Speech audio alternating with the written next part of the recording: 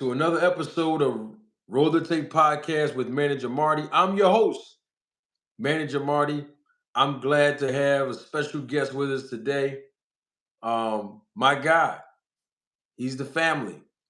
D-Town Boxing. What's going on, D-Town?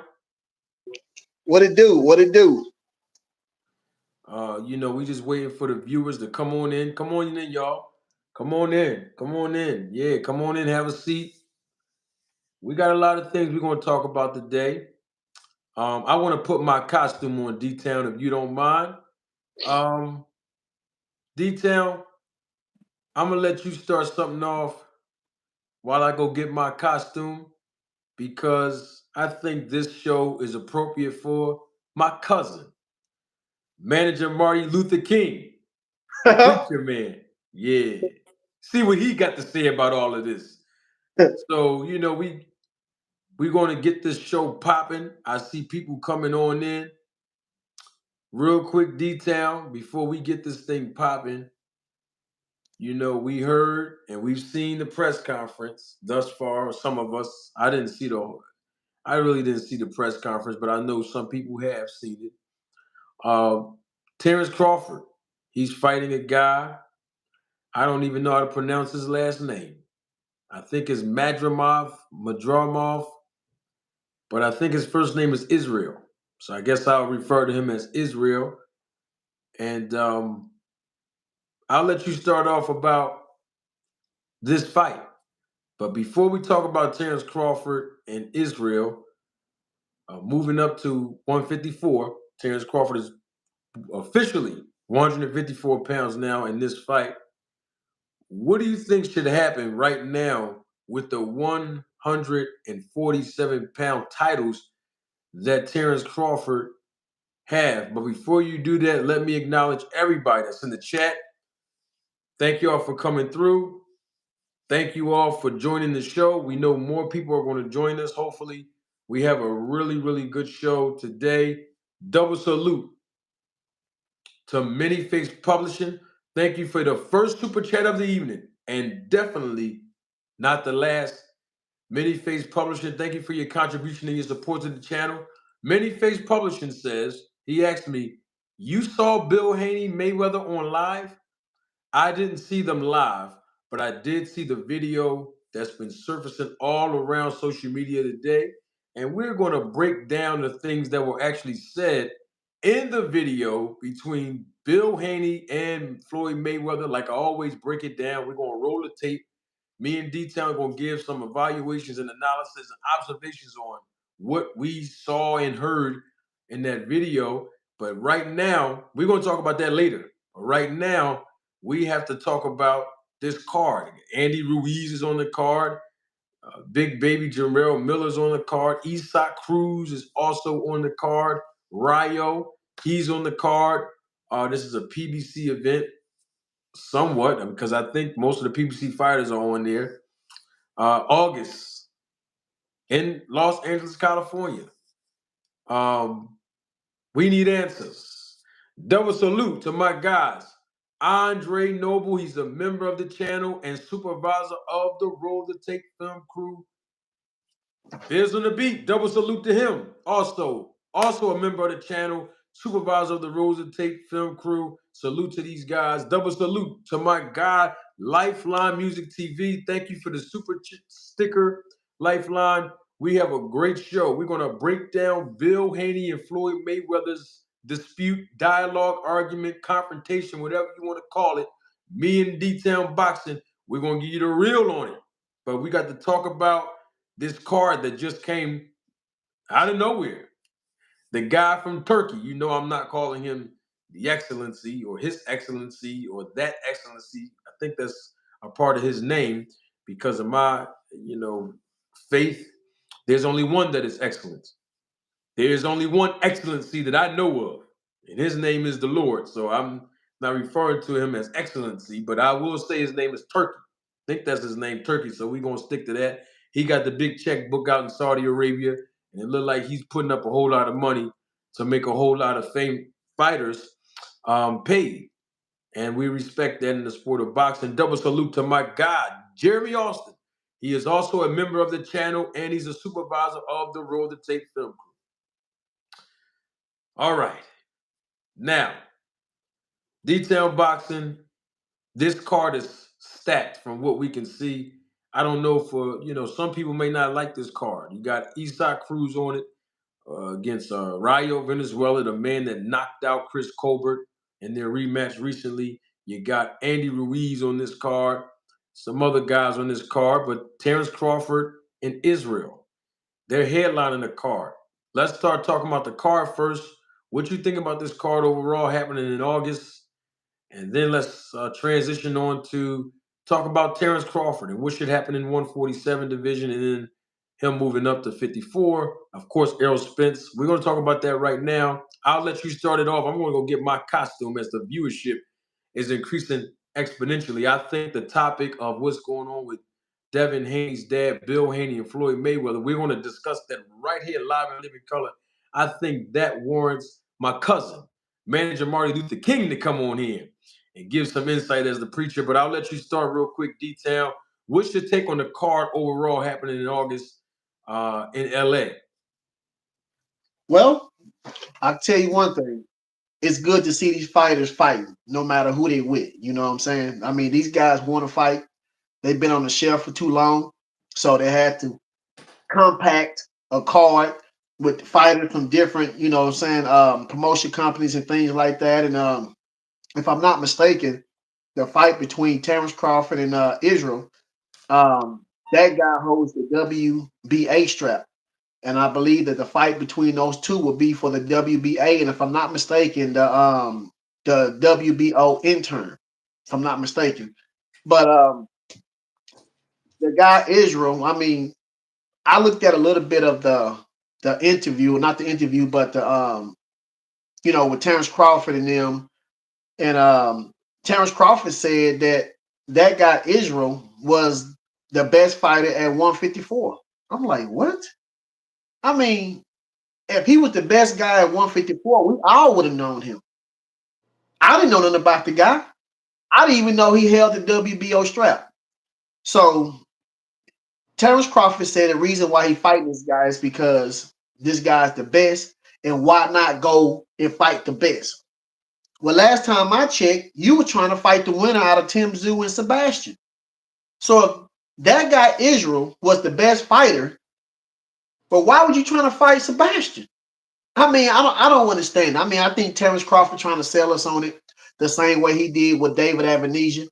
I remember when word came out that he was fighting David Avenesia. He tried to sell us that this guy was some kind of killer assassin, some kind of Creditor Mahok or whatever the case might be. And he was like, just because you don't know him don't mean that he ain't a good fighter. But he was down in Errol Spence. He was down in Sean Porter. He was down in all the fighters we did know to big up David Avenesia. But now he's trying to big up this guy, Israel, and say that this guy's the best fighter at 154. So I mean, and the guy asked him, I seen it. And the guy asked him, he said, why are you fighting this guy, Israel, instead of fighting the guys at 154 like Errol Spence? He said Charlo, he said Sebastian, he said Tim Tszyu. Why are you fighting this guy instead of those guys? And he said, because this guy's the best guy at 154. Now, we all know the reason why Bud is not fighting Sebastian. It's because Sebastian has a rematch. And we know why Terence Crawford is not fighting, Errol Spence. According to the president of Showtime, he said that Errol Spence told Terence Crawford that he won't hold him up. So that, for me, that Terence Crawford wanted to fight. Terence Crawford wanted to fight. He didn't want to wait on Errol Spence and maybe his eye injury. So Errol Spence like, cool, man, I'm not going to hold you up. So those are the reasons, what we believe and what we saw, that the reason why Terence Crawford didn't fight those guys, and the reason why Terence Crawford is going this route to fight Israel. But Terence Crawford said that guy is the best guy at 154, and I don't believe that. Now I'm happy that Terence Crawford is fighting. Don't get me wrong. I'm happy he's trying to do what he's trying to do. But Terence Crawford also said in the interview that not an interview, but up on stage, he was saying conference. the press conference, he was saying that that he wanted to help fighters to be able to understand the business side of boxing, you know. And I remember one interview, he was saying something about that he don't need no promoters, he don't need no, no he don't need no help. He wanted to do it by himself. But every fighter have to deal with somebody. Everybody. Mayweather had to do it. Canelo had to do it. I mean, everybody. If Terence Crawford don't have a network and he don't have nobody on his behalf for his representation, then how are you going to get the fight? So you got to sign up with somebody. You got to deal with somebody that has a network. So that's what he's doing now. And he's dealing with Eddie Hearns, and Eddie Hearns is dealing with Saudi Arabia and all that. And that's how this fight came about. Well, we got Tim Tszyu fighting Virgil Ortiz on this card. So, like you said, man, we got a lot of guys who's mixing it up. Most of these guys are PBC guys. Some of them are from like Virgil Ortiz. We know um, that Virgil Ortiz, I believe he's with De La Hoya, right? And Virgil you Ortiz. say Virgil Ortiz is fight who? He's fighting Tim Tszyu. Oh my goodness. He's Yeah, back already? yeah, yeah. He fighting Tim Tszyu. So, um, Isak Cruz is fighting Jose Venezuela. You got Andy Ruiz fighting Jarrell Miller.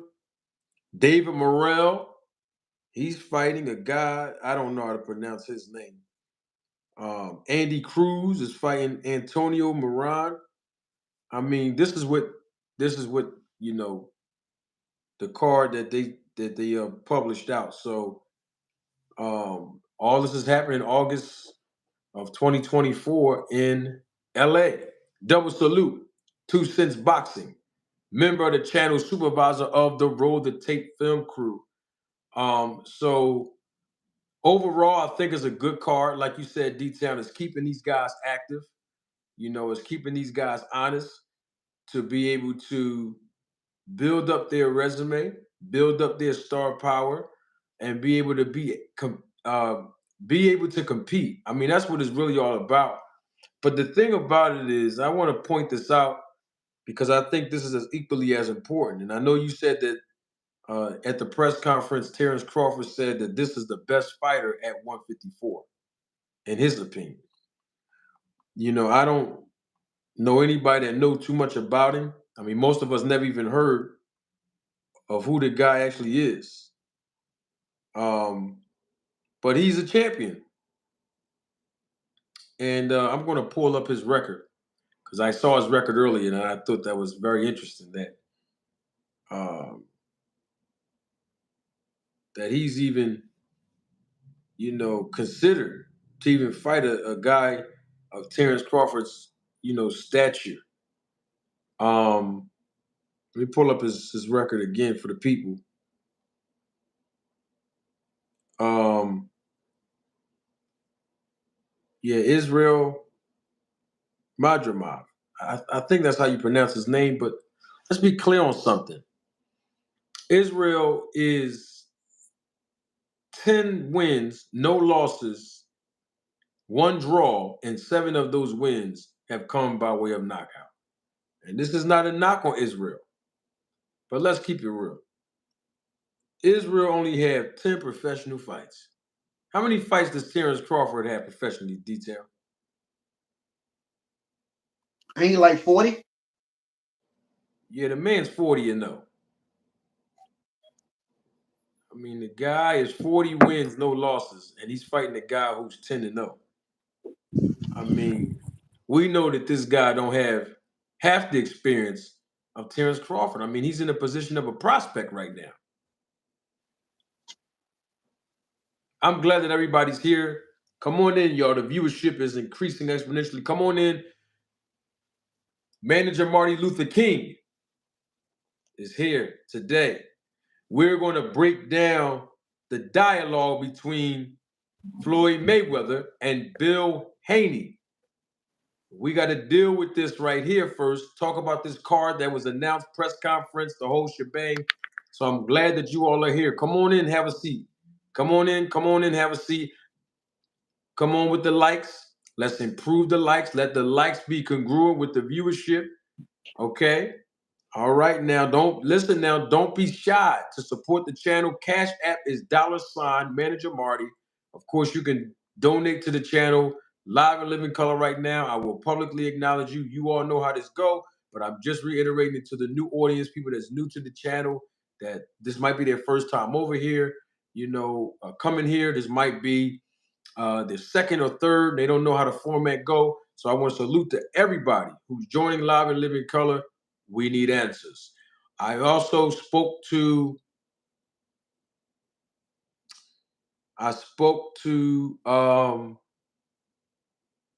Harvey Dock, the referee. I told y'all before on Sunday that I was going to call him, and I did. Salute to Catherine, who's new to the channel. I see you. I did call him. He was the referee of the Devin Haney versus Ryan Garcia fight. To all my new audience, Harvey Dock is the referee who also refereed and officiated Terence Crawford versus Errol Spence Jr. Right after that fight, I had Harvey Dock come on this channel. I interviewed him. It was a great interview. And I need to talk to you all about the conversation I had with Harvey Dock earlier this afternoon, just a few hours ago, actually, just a few hours ago, because he was scheduled to come here. Now, let's get to this. Terence Crawford is 40 wins, no losses. He's fighting a prospect who's 10-0 with 7 losses. Okay? I just wanted to put that out there. And I also have to put this out there too, because I think this is as equally important. When we look at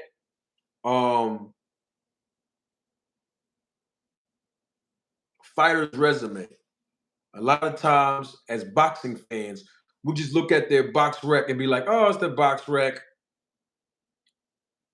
This how many wins and losses they have. This how many knockouts they have. But we don't look at the experience level based on how many rounds they actually competed in. And I think that's more important. And I'm going to teach you about the business of boxing right now.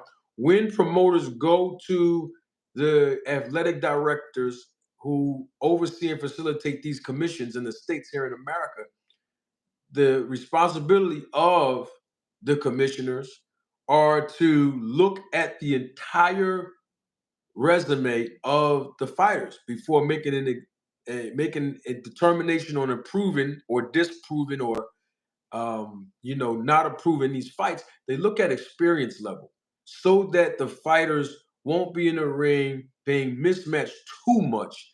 Because if you look at it and you have a fighter who only fought, let's say 40 rounds in total with 7 professional fights, and this fighter is in the ring competing against a person who has 200 something rounds of professional boxing experience and let's say 30 professional fights, it's a chance, a whole highly likely chance that the prospect who's 7 wins and no losses against basically a veteran, who has 30 something professional fights, can actually hurt this person because of the inexperience level.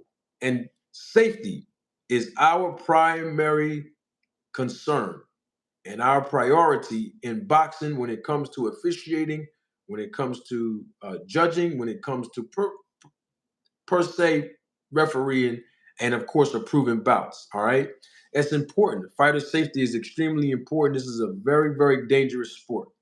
Okay, and we have to put that in consideration. Double salute to my guy Toon. Thank you for your contribution and your support to the channel, Toon. Toon says, they say Tank is fighting a prospect with 19 fights, but Bud is all-time great fighting a champion with 10 fights. I'm done. Those are the words of Toon. Double salute to my guy, JSir72. He's a member of the channel, and he's also a supervisor of the Roll the Tape film crew. If you are a subscriber to the channel, you are also a member of the Roll the Tape film crew. But you can also elevate and get promoted as a supervisor by clicking on the join button that should be somewhere on your screen, and I appreciate all of the support. And so I wanted to put that out there as well, that Terence Crawford's fighting a guy who only have basically 11 professional bouts, I think. What is it? 10-0, one draw. So that's a total of 11 bouts. When you look at what's his name? Israel's box rec, right? And I know most people might just go over there and take a look at it. Um, the thing about it is that he's only fought 74 professional rounds. 74 professional rounds. Now, when you go on the box rec and look at, Terence Crawford's box rec, and it's based on his record now. I'm gonna do that. So, I mean, I know the answer. I just want to look it up for you all because we have people in here that are fans of certain fighters. And when I start talking about certain fighters, what'll happen is usually, they'll try to fact check me, which is great. I don't mind that. But it's like, I know what I'm talking about. And if I say something that's unfavorable towards someone's favorite fighter, sometimes, not all the time, I'm talking about my experience here on YouTube for a year and a half. I'll start getting backlash. People start getting in the comment section, in the chat, saying I'm a hater. And the whole time I got proof of everything I'm saying. So that's why I pull it up. So compared to what we know about Israel and how many rounds he fought, Terence Crawford fought 233 professional rounds in that ring out of 40 professional fights. And 31 of those wins have come by knockout. He's fighting a guy where he has triple amount of knockouts than the guy actually had pro fights. I'm not down on him. I'm just saying, I'm sure there was other competition at 154.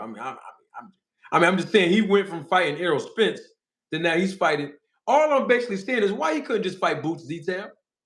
I mean, moving up is cool, but if you can make the 47 weight, why not fight Boots? Why go up and wait and fight a guy who only had 10 professional bouts?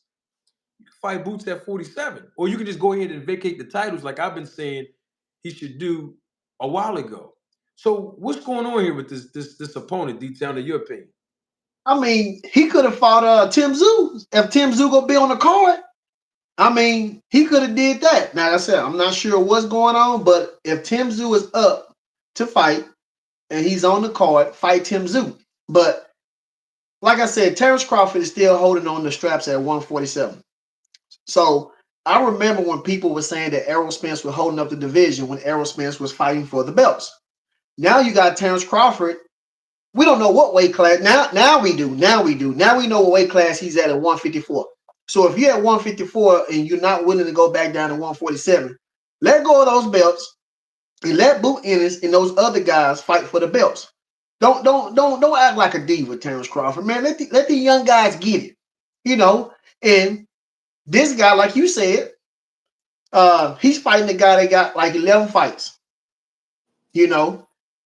And this guy is almost like a David Avenesia or a Mean Machine. And Terence Crawford said that this guy was the best guy at 154. Now, I don't understand how he came up with that. Maybe he trying to sell us wolf cookies. Maybe he trying to convince us the same way he tried to convince us with the David Avenesia. I don't know. But we're not buying it. We're not buying it. I'm not going to pay for that fight. I can't do it, man. I don't even know who this guy is. But this guy's supposed to be the best guy at 154. I don't even know who he is. So he could have did better. Now, I don't know, some people in the comments saying that Terence Crawford is taking an easy route again. Maybe that's what he want to do. He want an easy touch, But I don't know. Man. I don't know. I mean, I don't think this guy is on the level of a David Evanesian or a Mean Machine because both of those guys have way more experience than him. He's an actual prospect with 10 wins and 7 knockouts. And he hasn't fought really nobody, the guy Israel. And I'm not knocking him. I'm glad he's getting the opportunity, to be able to make some good money fighting a veteran like Terence Crawford. But we got to keep it 100. He might not even make it out of 2 rounds with Terence Crawford based on his experience. And don't you let me add the fact he got snapped. Don't you let me add that to it. So I mean, like you said, I agree with you. If he was going to fight, well, they said he was in negotiations with Tim Tszyu. I told y'all to prove it. There was people that were saying that. We didn't have any proof yet. And all of a sudden now Tim Tszyu, he loses, and he's on this card. I mean, if Terence Crawford was going to move up, he could have fought Sebastian Fundora. I mean, people would have accepted that more since Sebastian Fundora did win a title. I mean, it'd be a tough fight for it'd be a tough fight for Sebastian Fundora for his first title defense. But Devin Haney had his first title defense against Ryan Garcia. So it happens sometimes. Your first title defense can be against a fighter who can give you some problems. This is boxing, and it's all about maximizing the earning potential to make money. I don't know how Terence Crawford's going to make a lot of money with fighting this guy, but when you got a guy like Turkey, seems like he's willing to pay how he weigh. I don't even know if Turkey even knows too much about the business of boxing, to be honest with you. I mean, I know that everybody over in Saudi Arabia is trying to make their purpose of sports becoming global and them having a chokehold on sports here in America, their business. But it's all about knowing the business. So we're gonna see what happens. I mean, the guy has 10 fights. So if he loses, he shouldn't put his head down against a guy who has 40 fights in Terence Crawford. I mean, in normal circumstances, what I'm saying is this fight wouldn't be approved in America. But then again, if Terence Crawford was over the hill, they would approve it only because of his age. He's over the hill, and a prospect usually has the upper hand in beating a fighter or making it extremely competitive against an older, slower, low reflexes, over the hill fighter. But we're talking about an active multi-division world champion like Terence Crawford fighting a guy that nobody knows, who only got 10 professional fights, 10 professional wins and then one draw, so 11 professional fights. I mean, I don't know if he could get. Will Terence Crawford get credit if he beat this guy?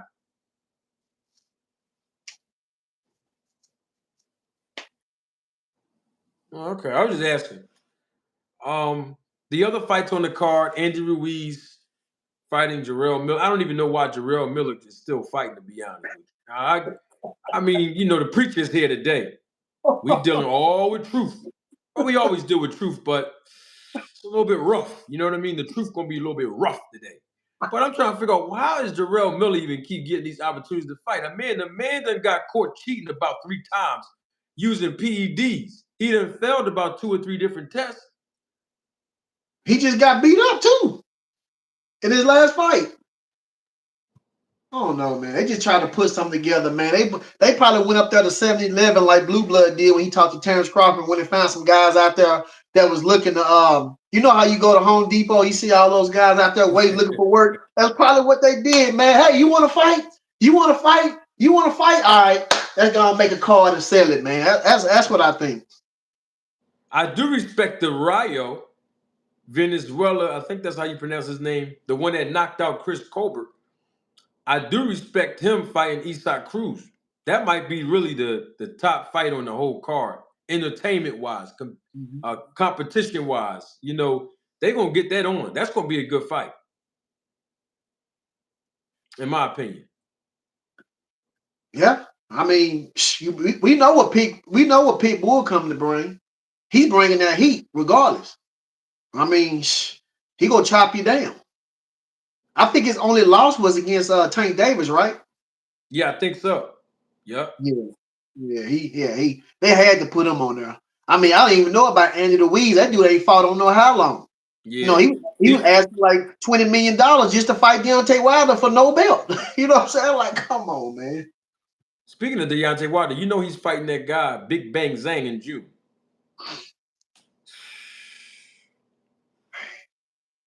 One of them gonna get knocked out. That's all I know. And Big Bang Zhang, he's been more active in the ring compared to Wilder. I just don't want Wilder. You gotta understand when these guys and ladies, but boxers in general, when they get knocked down or beat up in the ring or get knocked out, psychologically, they go through trauma. They're human. I know we're desensitized by seeing people get punched in the face as boxing fans, but these fighters really take, beatings, not just in the ring professionally under the lights when it's time to fight, but even in sparring. That's still impact on the body. And so when you got a fighter who's got knocked out, they get punch drunk sometime or they get gun shy first. Why?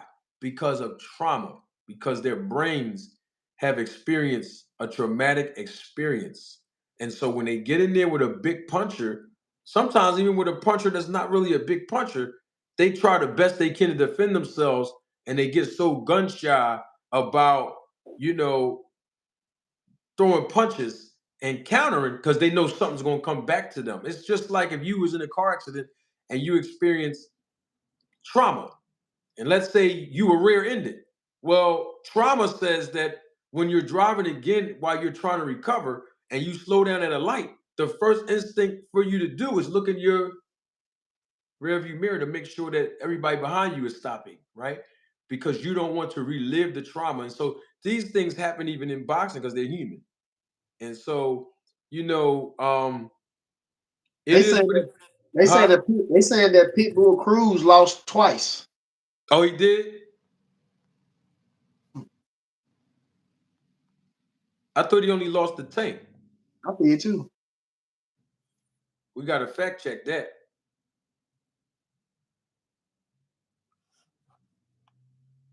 So over there in Saudi Arabia, do they allow things to happen that won't usually happen in the States? You know That's what I'm saying? possible. That's possible. I don't know all their rules in Saudi Arabia, but this card is happening in LA, here in America. So never defeated. It happened to me too. That's how I know. I was rear-ended too. Bad accident. Yeah. That's why. That's why y'all see me when I do my live. See this pillow? I still, especially when I'm sitting in chairs like this, I need a pillow. I got lumbar issues, and let me take my glasses off because the preacher is here now. That don't mean that you can still run up on me. My hands and feet still work. So don't ever get it twisted. I just wanted to put that out there, D, because we about to talk about a real we gonna talk about a real controversial topic, and we got to give the people what they came here for. Hey, Sheena, this is manager Marty Luther King, and this is what the preacher's robe. See, when I put this on, Sheena, the preacher's here when I wear this robe. This is the clergy robe. Most people don't know what this is, but that's what it is. Now let's get to Bill Haney and Floyd Mayweather. I mean, D-Town is so unfortunate. It's unfortunate that we have to deal with this type of conversation. We're supposed to be talking about boxing.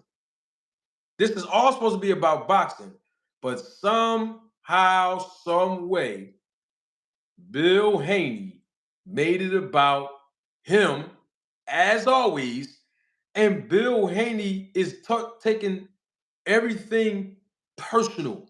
In other words, it's not even about boxing no more. So we're going to go and give Floyd Mayweather and Bill Haney an opportunity. We're going to replay some of the dialogue, and we're going to give our assessment. We're going to break it down bit by bit, and we need answers. So I'm going to play something because before Bill Haney got onto the live with Floyd Mayweather said a comment. And I think this comment, and I could be wrong, but this is the comment that I think ruffled Bill Haney's feathers. And I'm going to play it. This is from Floyd Mayweather, Fight Hub, Ben Thompson, Fight Hype, excuse me, not Fight Hub. Ben Thompson from Fight Hype was interviewing Floyd Mayweather. And then somewhere in this interview, I think later on, Bill Haney was able to jump on and him and Floyd Mayweather had a dialogue. But I want to play something that Floyd Mayweather said, and that comment that Floyd Mayweather said, I'm about to play it now, I believe ruffled Bill Haney's feathers. Here it is. This is Floyd Mayweather moments before, I think, I don't know, it was a half hour before or something like that before Bill Haney jumped on. Yeah, D. We got poor counter boxing in the chat, so he said salute to you and things like that. So I just wanted to let you Salute to my guy, Paul Counter Boxing. We're glad to have him here. Y'all go check out his channel. Not right now, because I don't want y'all to miss what we about to. Oh, we gonna break this thing down like an old rifle, as my mom would say. But go on his channel, subscribe, support that brother. We're glad he's here. We've been waiting for Paul Counter. He's been, doing his thing, taking care of family business and working. And sometimes he missed the live, but we're glad to have him. Thank you, Detail, for letting me know that. Salute to everybody in the chat that's acknowledging me as the viewership is increasing exponentially. And I'm gonna break this thing down. See, when the preacher's here, the preacher tell the truth. My cousin manager Marty tell the truth too, but it's something different when the preacher comes. It feels different in your soul when the preacher say certain words. And that's why I went to go get manager Marty Luther King. These are the words from Floyd Mayweather that I believe ruffled the feathers of Bill Haney. Well, I just want to let the people know, as well as you, Ben, a lot of times, because a lot of people always, I know they like, a lot of times when people ask me questions, I answer the questions the way I want to answer the questions, or I may jump to another subject. The reason why I jump to another subject is a lot of times when we're talking about a fight, I'm visualizing the fight. So I'm thinking about the fight and what happened or what occurred in the fight. A lot of times when fighters get in a jam like that, that's why it's good to have guys that have been in the ring before, that got ring experience as a fighter, to be in your corner so they can help you when you get in certain situations. Can tell you how you can go about the situation when you're in a fight or when you get hit with a big shot. When you seen when I was in there with Shane Mosley, I got hit with a big shot, not just once, but twice. And just with experience from my uncle, from my Uncle Roger having experience being in a big fight, with me already having a lot of experience in a lot of other big fights, I knew how to handle the situation when I got hit with a big shot. Did you hear that, Detail? Yeah, I heard it. It sounds like Mayweather was basically saying one of the reasons why it's important for a fighter to have someone in their corner who's actually fought or have a lot of experience in boxing is because when they get in trouble, when the fighter get in a jam, like Devin Haney got into a jam, on Saturday night, when he got in trouble, he was hurt.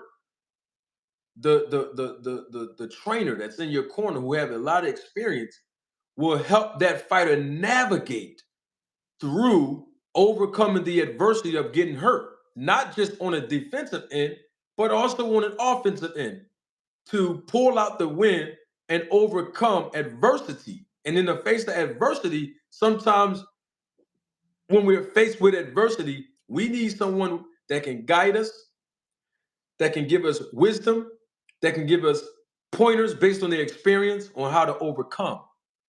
And apparently, Devin Haney's trainers, all of them, and I'm going to use his head trainer as an example, Bill Haney, they really didn't know what to do. And they did not know how to navigate Devin Haney in that situation. That was the first time all of us have seen Devin Haney hit the canvas, not just once, but 3 times. And he was hurt, legitimately hurt. And he probably could have gotten knocked out in those middle rounds when Ryan Garcia wasn't hitting back. Ryan Garcia went 3 or 4 rounds without really throwing any punches like that. He jumped on his bicycle, and I believe he was trying to, preserve his energy. But that's how Devin Haney was able to press the action a little bit, give him all credit, because he was hurt, and he did the right thing. He held on to Ryan Garcia, and that's what he was supposed to do as a fighter. Now, look, if the ref ain't going to stop it, hey, keep on holding him. Keep holding him if you hurt. Try to regroup. Try to recuperate. But Bill Haney, the head trainer, he couldn't navigate his son, Devin Haney, the fighter. He couldn't navigate him to overcome adversity in that ring while he was hurt. And I think that's what Floyd Mayweather was really speaking on. You understood that, right, D? Yeah, yeah. Mm-hmm. Yeah. So now I want to start with what the dialogue was about between Bill Haney and Floyd Mayweather. And me and D-Town are going to give our analysis of basically what was said and interpreted. And what's going on in the chat? I see everybody's chatting. What's going on? Oh no, they just commented. I seen Jonathan, he was talking about read his comment.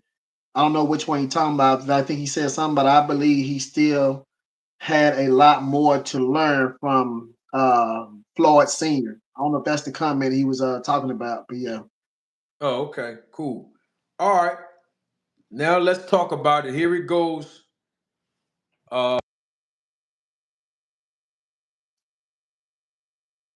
This is Bill Haney and Floyd Mayweather Sr. I'm going to break this thing down, and we're going to have a very clear understanding by the time this live concludes. You ready, D-Town? Yes. I'll wait for we're gonna wait for D real quick.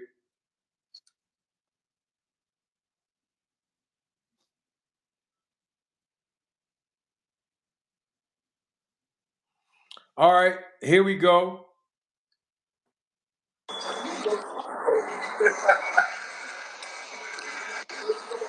Is that you? Talk to me. Is that you or is that the AI version? It's me all the way. It could be an AI version if you want it to be. No, I mean, family. Well, I mean, the PF. I mean, why they F? No, because I got the social. I let somebody else run that social media page. When I want to get on that, I get on that. But it's one of my guys. What's going on, family? One of your guys. Yeah, I mean, you call one of my guys. One of my you call for me.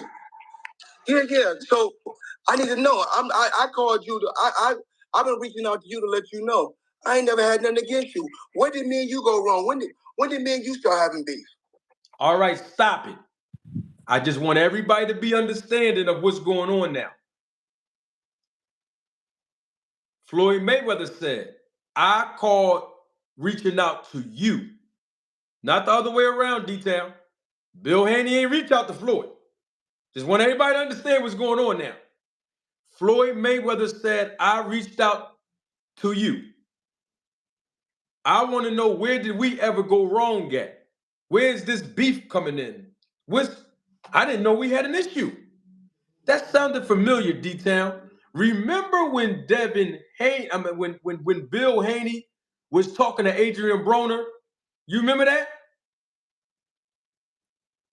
Well, Adrian Broner, he started the same conversation the same way Floyd did. Adrian Broner said, Bill, since when me and you have a problem, I thought everything was cool. He's the second guy.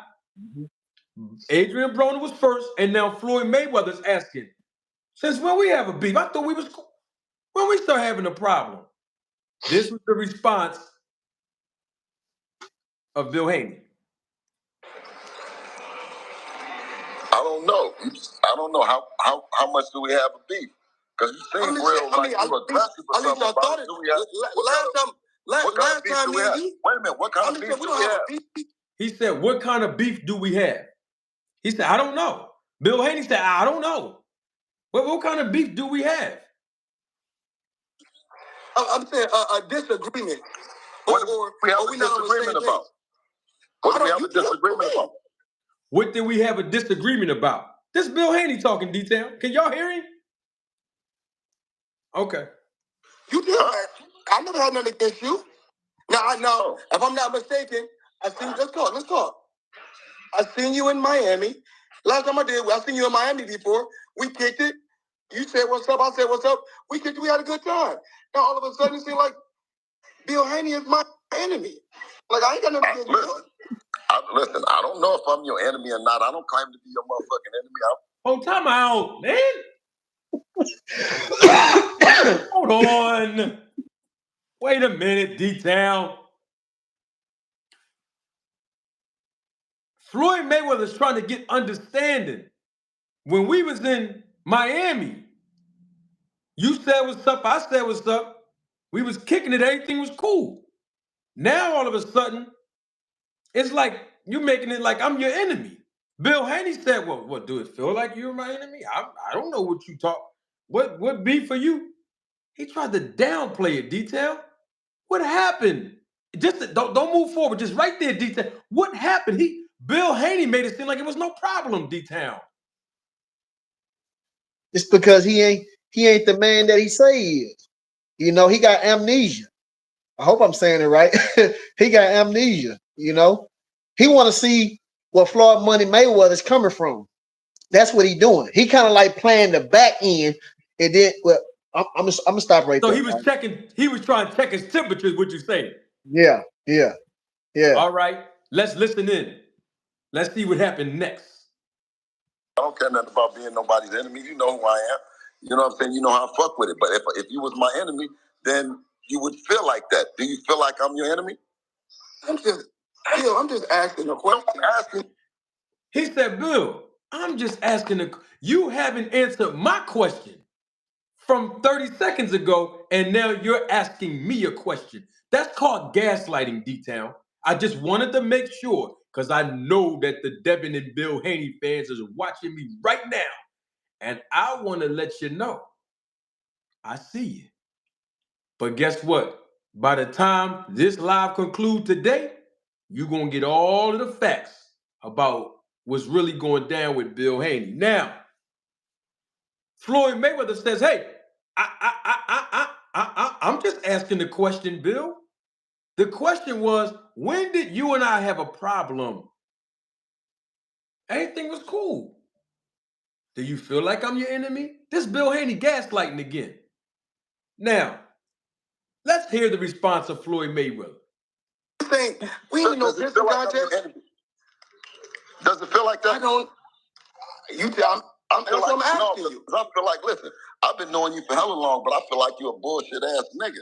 You see what I'm saying? All right, hold on, Detail. Hold on. Just 30 seconds ago, you didn't realize it was an issue. You downplayed it, Bill Haney. What issue are you talking about? Oh, I ain't know we had a beef. Oh, we ain't enemies. Since when do you feel like do you feel like you're an enemy of mine? I mean, what's going on? He tried to downplay it, Detail. Now all of a sudden he started going off on him. When Mayweather said, that's what I'm asking you. In other words, he applied pressure on Bill Haney to hold himself accountable to give the people and give him that answer. And instead of Bill Haney giving that answer directly, he did the same thing Rich Glazer did to me, Detail. What happened, Detail? He only half a man. I guess that's what that is. You know, a real man will come straight out and say what it is. I ain't got to wait until you get me angry, until you say something I don't like for me to come out and tell you exactly what I believe or what I feel. I mean, he keep putting emphasis on who he is. I'm from the street. I'm from the hood. Yeah. Well, just come straight out and tell me what it is. Yeah. You know, don't make it seem like we friends and then later stab me in the back. Just come straight to me with the knife so I can already square up. That's just what that is. Mm-hmm. Okay. That's how I feel like it, me myself, personally. You know what I'm saying? By your actions. And so, let me tell you, by your actions. Wait. Okay, that's cool. Wait, PB, you wanted me to tell you? I feel like you're a bullshit ass nigga based on your actions about everybody that's been in the town that's been down with you. You dig what I'm saying? They doing dirt ball bad. Ain't nobody doing real good fucking with you. You dig what I'm saying? Now, you told me that you was going to show me what you can do with Tank. You always kept telling me, Tank. You see what I can do with Tank. Listen, brother, you see what I done did with my son. Stop. He said, you always been telling me, Floyd, what you going to do with Tank. You're going to do this with Tank. You're going to do these things with Tank from the business standpoint. But you seen what I did with my son. D-Town, I don't want to discredit Devin Haney in this. But there is absolutely no comparison to what Floyd Mayweather did with Tank Davis to what Bill Haney did, or quote unquote claim he did, with Devin Haney. Tank Davis don't need no belts to sell. You know what I'm saying? You had to go send your son over there to Victor Conti. Tank don't need no Victor Conti. He got the juice in his system already. He got them haymakers, them Deontay Wilders. He don't need no Victor Conti. What are you talking about? What you did for your son? Your son lacked confidence. That's why you went over there. We ain't trying to hear that. Tank Davis don't need no belts. That man the A side, regardless if you got 20,000 belts over there, he the A side. What you mean what you did? Don't get me wrong, he did some things, but not on the level of Tank Davis. Let's keep it real. What it sounds like to me, because we know that Devin Haney was training under Mayweather Sr. in that gym with those trainers over there in Mayweather's gym way before Tank even got on the scene. It sounds like to me that Bill Haney feels some type of way that Devin Haney technically should be in Tank's position when it comes to his relationship with Mayweather. I mean, that's what I'm thinking, only because we see that Bill Haney automatically said, well, you seen what he made a comparison. You seen what I did with my son. Now, let's talk about what he did with his son. Let's talk about it right now.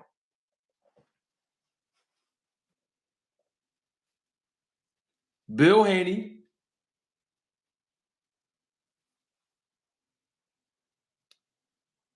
had his son dealing with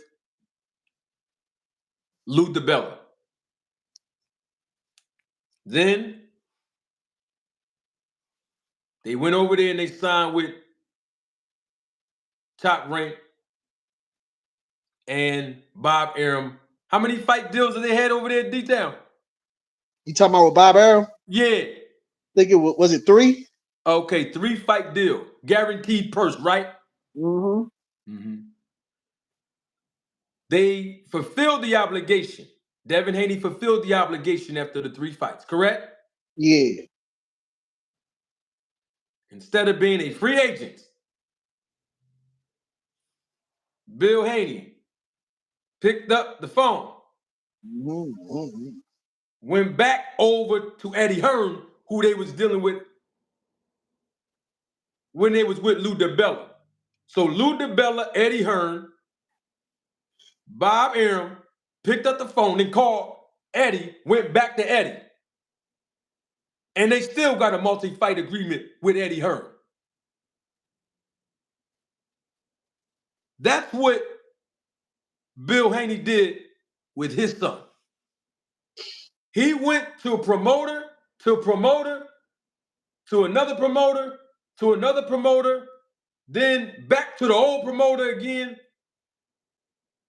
having to sacrifice a portion of his purse to these promoters because he has an exclusive guaranteed contract with them.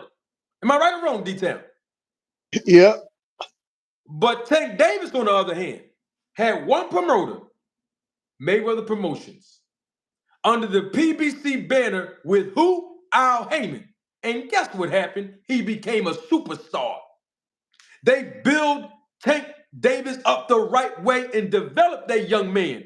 And he is now one of the most highest paid boxers in boxing.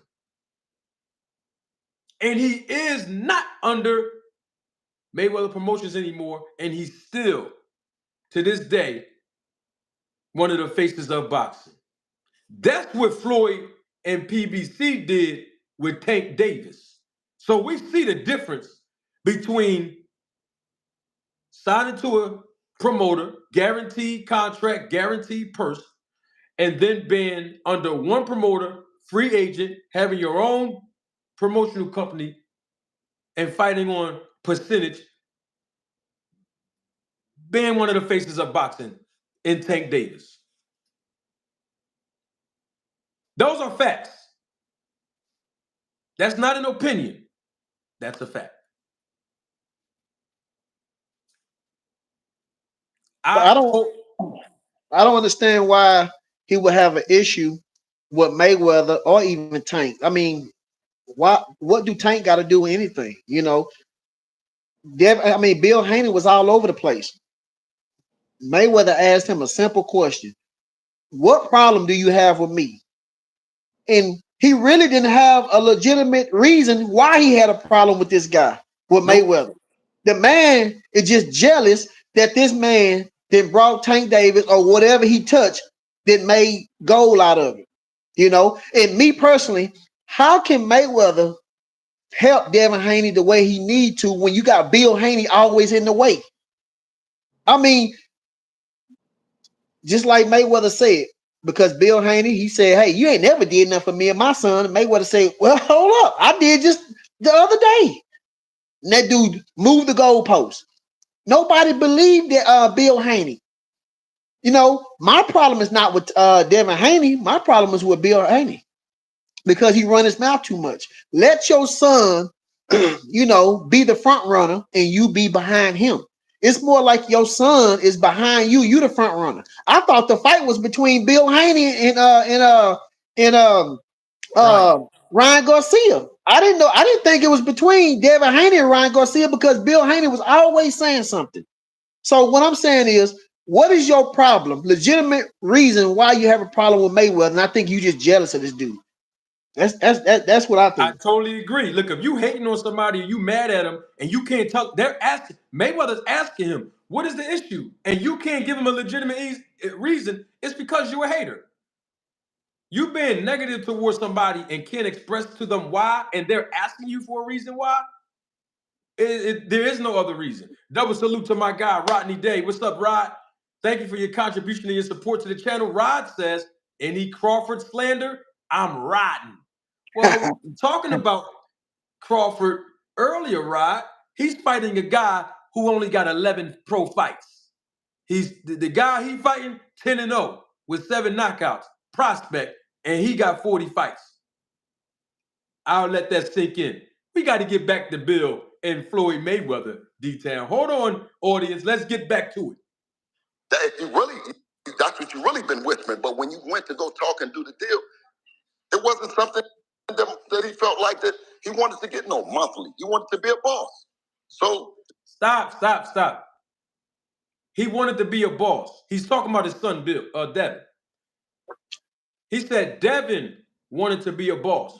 But he just took credit 10 seconds ago and said, you seen what I did with my son. Well, which one is it?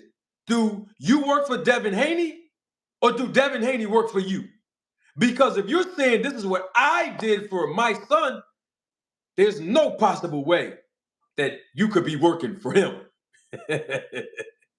What it sounds like is Bill Haney wants the credit. He wants the credit. That's what it is. He wants the adulation. He wants the admiration. He wants people to say, Bill Haney's the reason why Devin Haney is this, Devin Haney is that. It was because of Bill Haney. So he took credit by saying, I'm. It's all about I and I'm. It's all about Devin Haney. He's the fighter. Ain't nobody coming to see you, Otis. I said that before, time and time again. So Devin Haney wanted to be his own boss. Let me ask you a question on that, D-Town. Didn't he sign a contract with Lou DiBella? Mm-hmm. A promoter, right? Mm-hmm. Didn't he sign a contract with Eddie Hearn? Yeah. A promoter, right? Mm-hmm. Didn't he sign a contract with Bob Arum? Mm-hmm. Didn't he sign a contract back again with Eddie Hearn, a promoter? Mm-hmm. Where's the boss in that? Didn't Terence Crawford tell us all, which is what I've been telling Terence Crawford since I've been on YouTube, but didn't Terence Crawford tell us the difference between being signed to a promoter, an exclusive deal, and actually being a free agent? Didn't Terence Crawford tell us that? Yep. See, I was trying to tell everybody on YouTube that since I got here, and most people wasn't listening. But Terence Crawford finally listened to me, and he see the benefits. You see my point? But Bill Haney didn't have a problem, and I'm reading this from Jonathan. Bill Haney didn't have a problem when Devin Haney was working in the gym with Floyd Money Mayweather when he had Tank Davis. He didn't have a problem. And he said in this video that he'd been knowing Mayweather for a long time, and Mayweather's one of those, Nick, you know what I'm saying? Yeah. So been knowing him for a while, and you felt that way even when Devin Haney was working with Mayweather. Why you didn't say nothing then? Yep. He like Smooth Criminal said. Smooth Criminal hit the nail on the head in the chat. He think that Bill Haney is jealous of Floyd's relationship with Devin. Because Bill want the credit. But let's keep it all the way 100 detail. And all of y'all watching the replay of the live and all y'all watching live. Bill Haney ain't fight never. How many amateur fights did he have? Let's talk about it now. How many amateur fights did Bill Haney have that we know of? Okay, how many professional fights did Bill Haney have? Oh, okay then. And I was talking about in the boxing ring. Don't let me ask about his street fights, because he probably had none of them too. We're going to get to that in a second. Let's finish listening to this. The deal didn't happen. But, I mean, I don't want you to sit up and talk like you some hellified nigga. You've been doing some hellified shit for the streets, or like you'd have been there for me, or like we are 100% high level. Nigga, I take care of everybody around this motherfucker. Stop. Bill Haney said he takes care of everybody around this MF. What money is he using to take care of everybody of detail? His son. Oh, so it sounds like Devin Haney is taking care of everybody around there, including Bill Haney. Let's keep it all the way real now. What other monies do Bill Haney have to take care of everybody that's not associated with his son? Okay then. Now, a late show 42. You can say I'm hating on Bill, but by the time this live go off, I can assure you as a man, you won't even disagree with the things I'm going to say, and you won't disagree with the things that Detail going to say. You want to know why? Because we're going to talk about manhood. Because we're going to talk about fatherhood. That's what we're going to deal with. We ain't going to talk about nothing, because see, Bill Haney's not talking about boxing no more. He's not talking about boxing no more, right? So we're going to deal with it now. Take care of my son. And you've been hating on me for a long time with that shit. You've been blocking like a motherfucker. You know you have. But listen. Yeah. What you mean, huh? What do you mean, huh? Yeah. What the fuck you mean? You won't even say, you'll look at you. But I'm saying this, though. Everybody that I got something against, or just like you said, I'm gonna say it to their face. And you know that's the kind of nigga I've been. Listen, you've been carrying that bullshit that you've been doing for nothing, nigga, and I'm not gonna kiss your ass. Nigga, you know I'm not gonna kiss your ass. Period. Hey, and listen, for every nigga, Mac, Bill, you had the floor. Listen, I'm saying, Mac, Bill, when can I get the floor? Bill, when can I get the floor? Go ahead, Detail, man. You heard go ahead. What's up, Detail? You was laughing. What's going on, man? It was funny because Mayweather had told that dude in the interview, he said, man, it ain't about the streets. Like, bro, what are you talking about the streets? You know, you mean you undefeated in the streets? You undefeated. Oh, yeah, we're gonna get to that part. Okay, yeah, but go ahead. No. Come on, talk to us. But you know, Bill Haney is talking about something totally different than what it was when they first started. That lets you know he got a hate problem against Mayweather about a lot of things. Because it started out, he didn't have a problem. Then it went off that Mayweather ain't helping the people that's around him. Then it went off to Bill Haney helps everybody. And at the same time, after he said that, he said he take care of his son. So are you helping everybody or just your son? I'm just trying to see.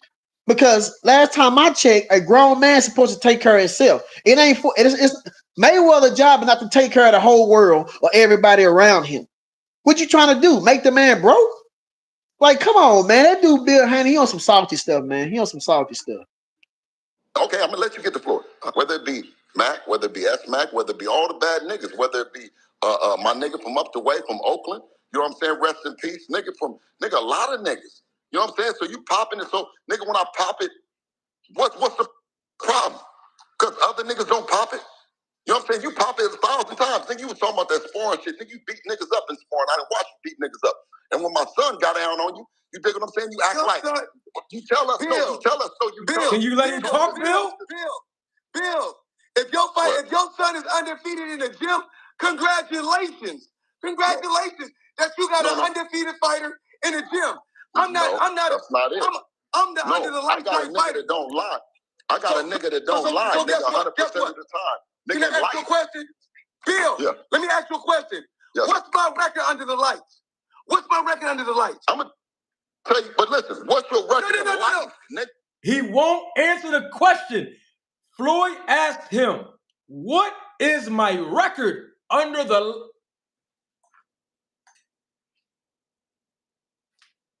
lights? Under the lights. Congratulations that your son is undefeated in that gym and sparring. But under the lights, he said, what's my record? And Bill still did not answer the first question. Floyd asked him about an issue what was the issue that me and you got? When did we start beefing? And he gaslighted him. D-Town.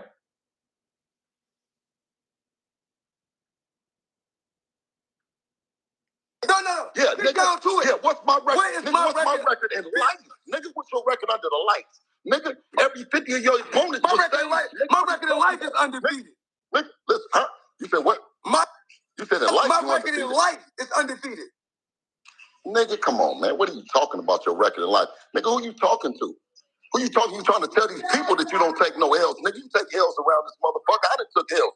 Nigga, my son took L. Nigga, we take L's. What the fuck you talking about? You keep running around this motherfucker acting like that you the only one like when somebody died, when you lose a loved one, of course we take an L. You just took an L. And when I'm not talking about in the ring. We're not talking about in the ring.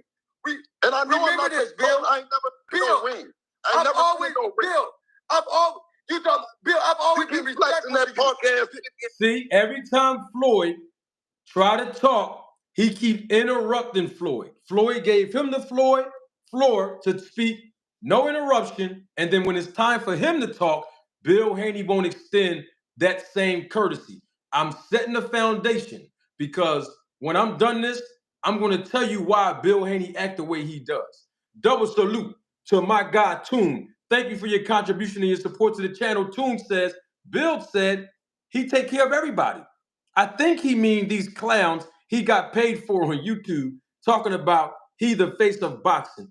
Dude then went and brought up a dude from the 60s in LA. Bill is corny. That was from my guy, Toon. Toon, we got more. We see that Bill Haney is not going to allow Floyd Mayweather to talk. He's going to keep interrupting him. He's going to keep trying to talk over him. These tactics that Bill Haney is doing, there's a reason for it. I'm going to give you the answer as soon as we're done with all of this. No, nigga, I'm 50-0 in these streets, nigga. I got love in these streets, nigga. Fuck your 50-0 with that boxing shit, nigga. That shit don't mean nothing. Bill, we ain't gotta have a pistol contest.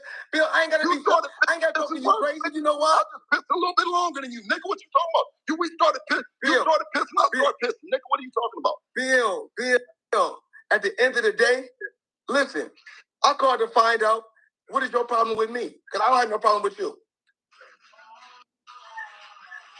I'm for the streets, nigga. Do something. See? He still said, I called you to find out what your problem is with me. Did y'all hear what Bill said? Oh, let me rewind it. I'm 50-0 in these streets, nigga. I got love in these streets, nigga. Fuck your 50-0 with that boxing shit, nigga. That shit don't mean nothing. Bill, we ain't gotta have a pistol contest. Bill, I ain't gotta talk to you crazy. You know why? I just pissed a little bit longer than you, nigga. What you talking about? We started pissing. You started pissing. I started pissing, nigga. What are you talking about? Bill, at the end of the day, listen, I called to find out what is your problem with me? Because I don't have no problem with you. I'm for the streets, nigga. Do something for the streets, nigga. He said he's for the streets, Detail. What is your problem with me? Man, I'm for the streets. What is your problem with me? That's all I'm saying is Bill Haney is gaslighting. He's gaslighting Floyd Mayweather. These are manipulative tactics. Floyd Mayweather put Bill Haney under pressure to answer a simple question, and he's folding again, and we're going to deal with that because he said he's for the streets. Say, Detail. but you know what? I seen a comment. Somebody was saying that how can he talk about Mayweather and talk about forget boxing and all that when he's in the sport? Well, I'm not saying he's in the sport of boxing, but he's dealing with boxing with his son. So forget boxing, forget all that. You talking about the streets, but your son is in boxing. So how can you say forget boxing when you dealing with boxing? You talking about the streets. This ain't got nothing to do with the streets. Just like you said, Manager Marty, because Bill Haney said he's undefeated in the streets. And what you say? You said that if you get locked up, you ain't undefeated. I told you that earlier on the phone. If you get caught and you from the street, you took an L. You are not undefeated. Bill Haney did time in jail, right? Yeah. Okay, then so he took a loss on the street. Yeah. He probably took somebody in the restroom too, just like he was talking about Bernard Hopkins. We're going to deal with that in a little bit. And then I'll be cool. I'm cool. I'll stop saying something, nigga. If it was some hellified street niggas that was up around you that say, nigga, he got us, then nigga, I'll be, you know what I'm saying? But other than that, I talk shit, but I don't mean nothing. I'm just doing some comedy shit, my nigga. Uh-oh. Whoa, you a gangster or you a comedian, Bill Haney? Which one is it? What are you talking about, D-Town? He said he's, what? He confusing me now. What? He tripping, man. He tripping, man. Nah. I don't like you. It's just comedy shit, my nigga. Bill, is me and your ultimate goal is to help our kids go to the next level, or is our ultimate goal is for us to go against each other? You tell me. I don't know. I mean, are you helping your kids? I don't know. You know what? You can see my work. You can see my work. You see what I do. All right. Floyd Mayweather asked him, is our ultimate goal to help our children get to the next level in life? Or is our ultimate goal to beef with one another? Once again, Floyd Mayweather is pressuring Bill Haney to be a mature grown man and answer basic, simple questions. And Bill Haney folded again. He folded again. Oh, I don't know what you do with your kids. You see what I'm doing with my son. Bill, let's talk about what he did for his son, D-Town. Okay, it's interesting to me. Bill Haney's one of those guys that do black power, right? He's with an organization that talk about black love and black excellency and black, pro-black, right? Yep. So how come Bill Haney keep disrespecting blacks and minorities? He fake. Let me give you, He fake. He disrespected Adrian Broner. He's black, minority. He disrespected Floyd Mayweather. He's black, minority. He disrespected Bernard Hopkins.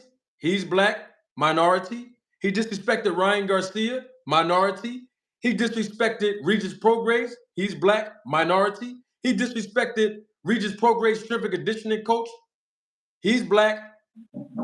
He's minority. Shall I continue? Okay, I am going to continue. He disrespected Tank Davis. He's black. He's a minority. He disrespected Shakur Stevenson. He's black.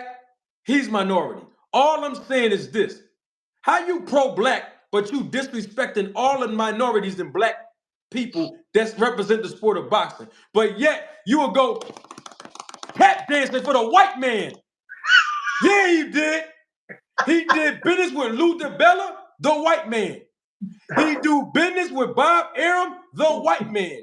He did business with Eddie Hearn twice, 2 different times, the white man, and he took his son over to Victor Conti, the white man. And you ain't never hear Bill Haney speak against the white man. But he's always downing black man. Which one is it? You an activist? You a gangster? Or are you a businessman? Or are you a comedian? Which one? We need answers. And I'm not saying that black people should disrespect white people. Do not misinterpret what I'm saying. I'm saying if you are pro-black and you with an organization that's all about black excellency, then how can you not be held accountable when you publicly shame and disrespect blacks and minorities? Mm-hmm. That's right. But you don't disrespect white guys.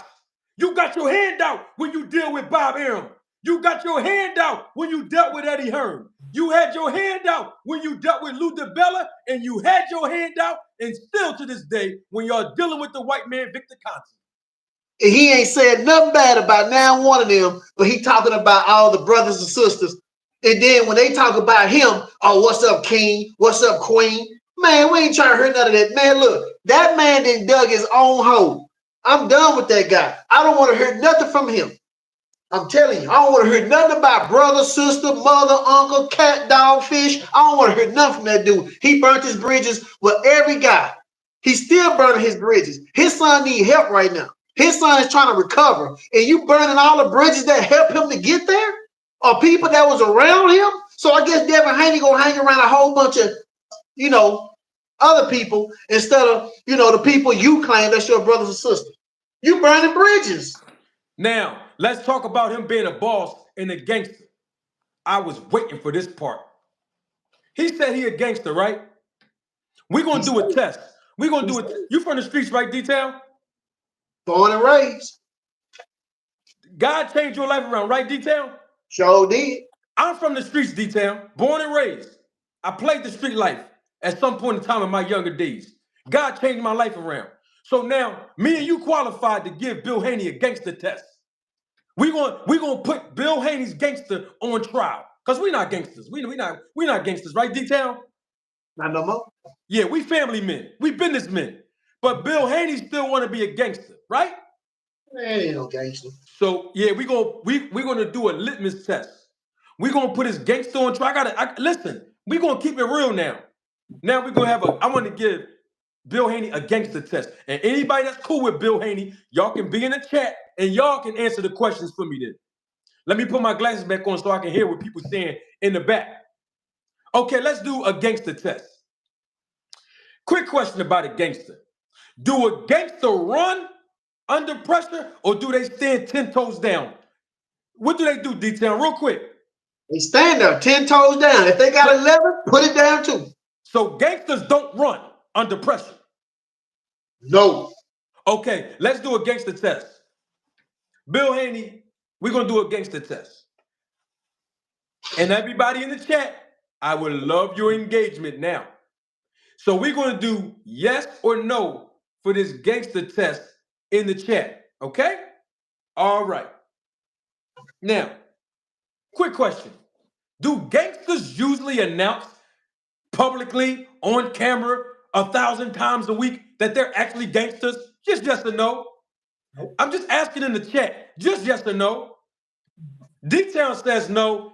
I say no as well. I'm just asking the question in the chat. Okay, somebody said no. Anybody else? Okay, everybody's telling me no. Okay, good. Let's do a gangster test. There's two things that my father, reframe that. There's two things. Everybody's saying no in the chat, by the way. There's two things that my dad, not my father's my biological father, but my dad, the man that actually raised me. My dad taught me two things, D-Town. I shared this with you privately earlier. I'm going to share it public with the people. My dad taught me two things, man. When I was a young teen, young adult, he said, who you are when no one is looking at you and when no one is around shows whether or not you are a man of integrity. And the second thing he taught me was when you are a man, you are going to be judged based on how you respond under pressure. That was 25 years ago. So now we're going to do a gangster test to see how did Bill Haney respond as a man and or his characterization of a gangster when he was under pressure.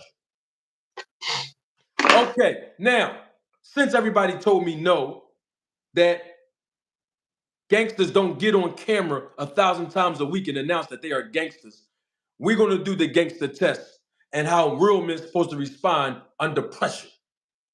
Now,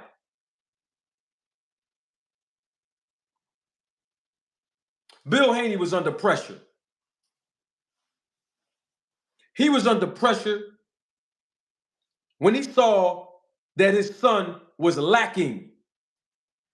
And instead of him doing the things that needed to be done to make adjustments for his son under pressure, he ran to a steroid dealer in Victor Conti.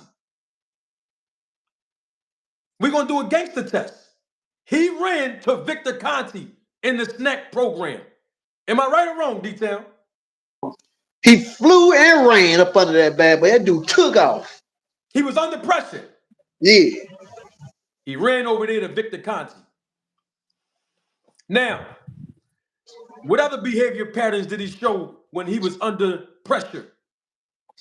Hey, D-Town, you remember that time when he was on a FaceTime with Shakur Stevenson? I forgot the guy's name, whose channel that is. I wish I remembered his name. He's the guy that did a YouTube video. Shakur Stevenson was on a FaceTime with him. Shakur Stevenson jumped on a FaceTime with Bill Haney. You remember that? Yeah. Okay. In the beginning, he was trying to prove a point to Shakur.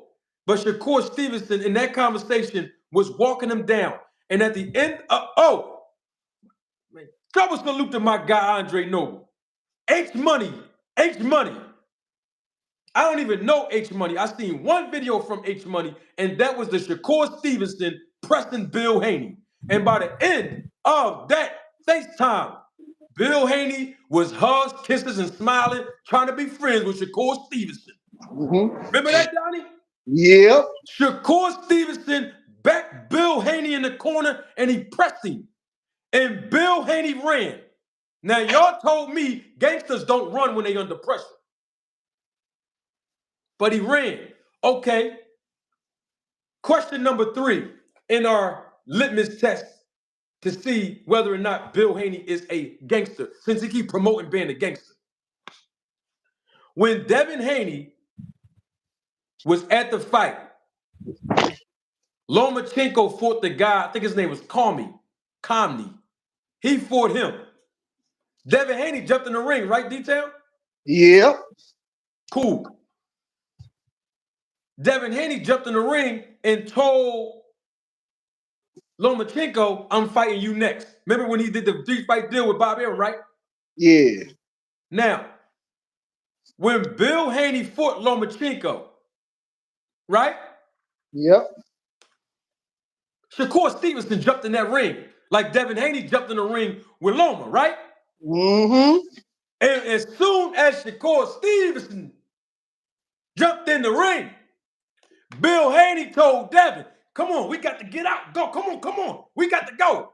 Yep. He ran under pressure. Right or wrong? That dude got up out of there. Okay. What did he say, Manager Marty? The reason why he left? I was about to tell you that. Okay. Well, you know the answer, but the audience might not. He was asked a question in the interview. They said, Bill Haney, why did y'all get out the ring and go in the back? I thought y'all wanted to fight Shakur. And Bill Haney said this. He said, well, since we beat Lomachenko, we knew his fans that was there was going to be mad. We didn't want them throwing stuff at us. Because, you know, when they get mad, they start throwing stuff.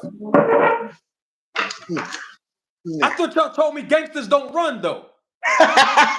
All the gangsters that I grew up around, and even when I tried to play the gangster role in my life back in the day, I didn't have the mentality of, oh my gosh, we got to hurry up and get out of here. Hey, they're going to throw stuff. No, my attitude was, as a gangster, I wish you would throw something. We ain't going to throw something. I don't care if it hit me. Throw something and watch what happened to you. But Bill Haney, the gangster, they ran out the ring. They ran.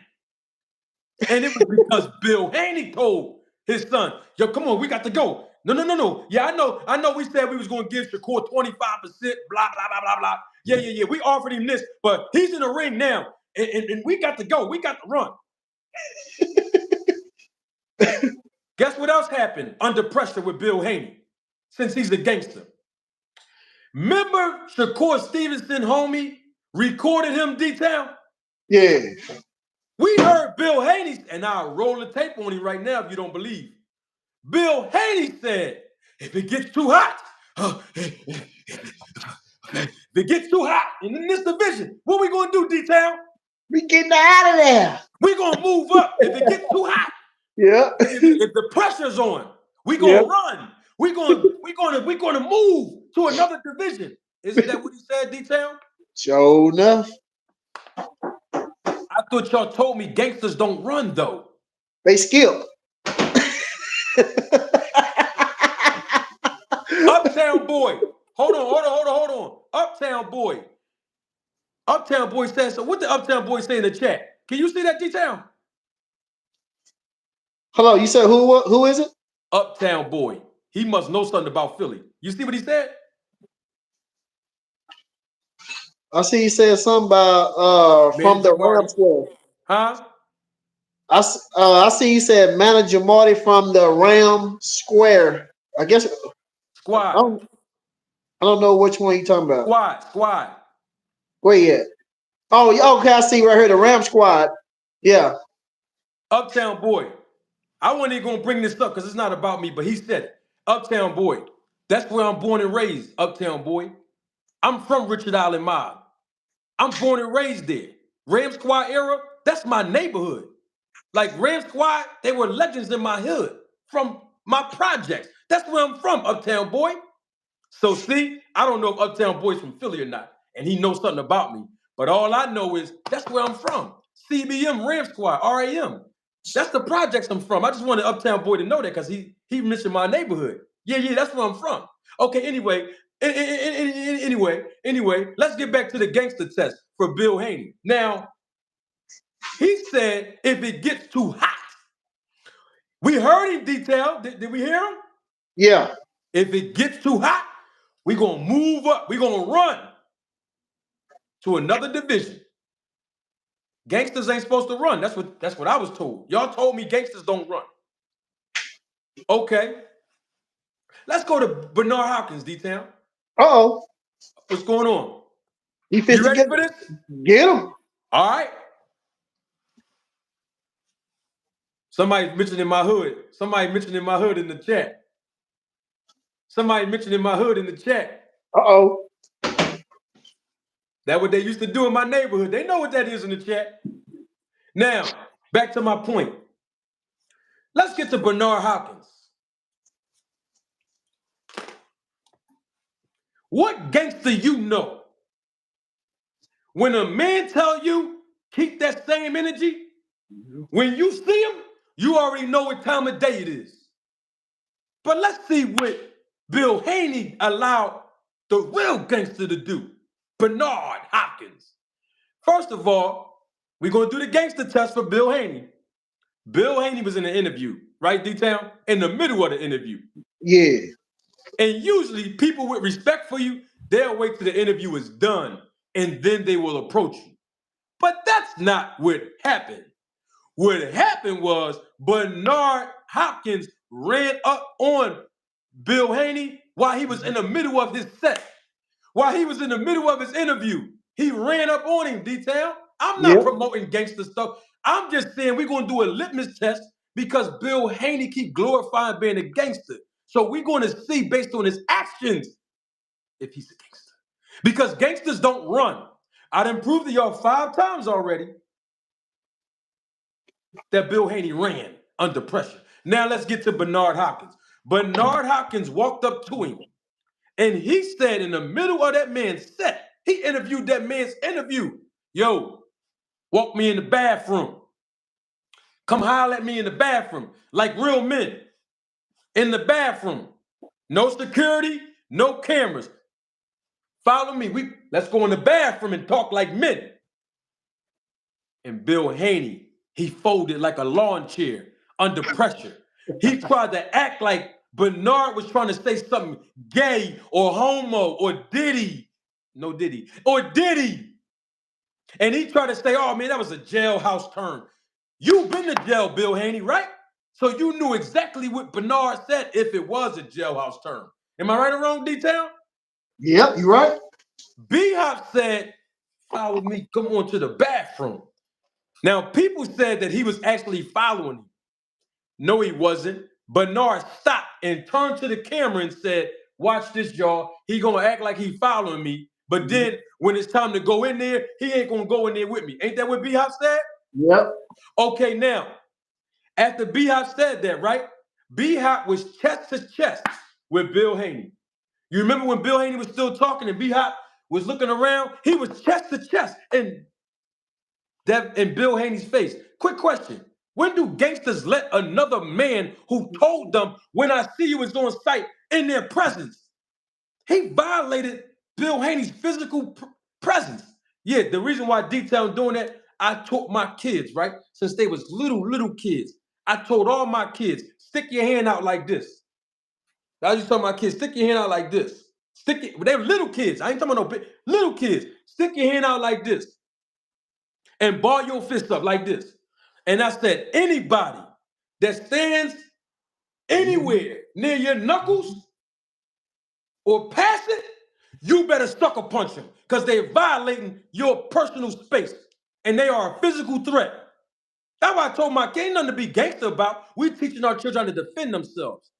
So all I'm saying is, if I can teach my kid that, and I'm not a gangster, Bill Haney's the gangster. He let a man violate him chest to chest, inside of arm reach.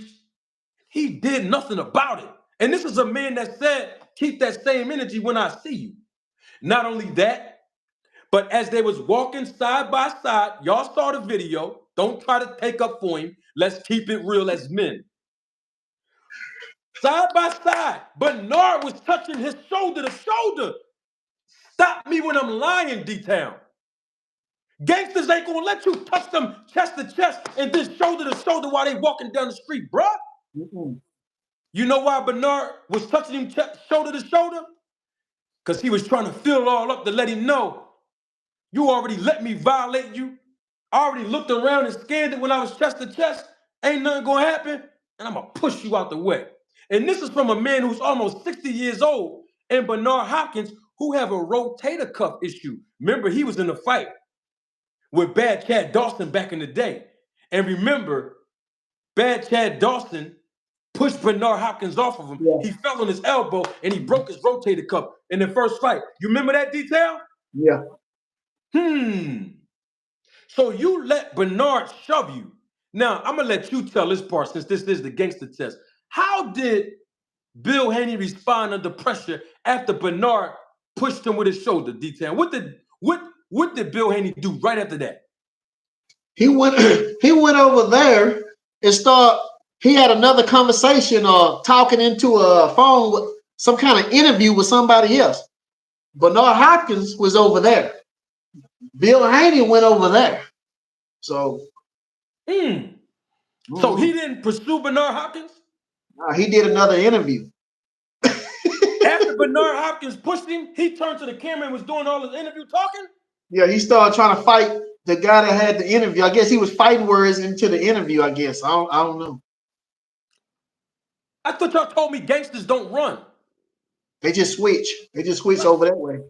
Oh, you did? Let me ask you a question since we're doing the gangster test for Bill Haney. What city and state did this incident happen? When did this incident occur in a specific city and state with Bernard Hopkins? What city and state was that, detail? You remember? I know it was his hometown. I can't remember exactly what it was. It was in Las Vegas, Nevada. Yeah. That was city and state. It was. Wait a minute. You mean to tell me a man told you, when I see you, keep that same energy? He was in your hometown, pressed up on your chest, told you to walk him in the bathroom, touched you with his shoulder, then shoved you. He did all this in his hometown? That what you telling me, D-Town? But he said he was gangster. He take her all the fellas. What happened? No, when I say hometown, I ain't talking about Oakland. I'm talking about where he lived around the corner.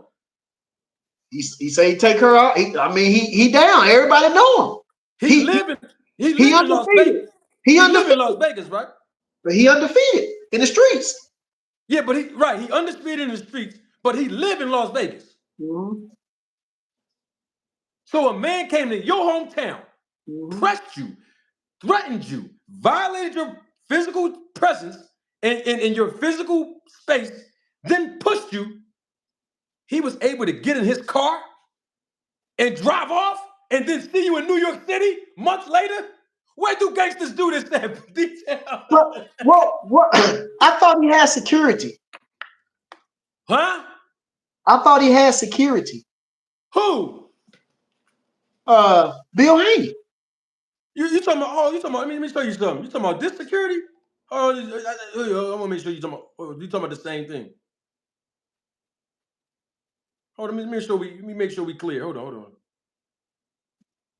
Let me make sure you say security.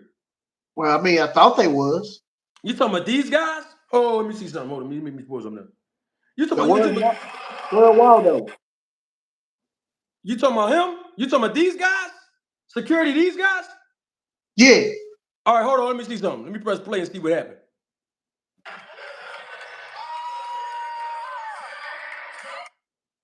You talking about these guys? Mm-hmm. That's at the weigh-in, right? Yeah. Okay, Ryan Garcia versus. You talking about these guys? Hold on. I think this was security right here. You talking about these security guards?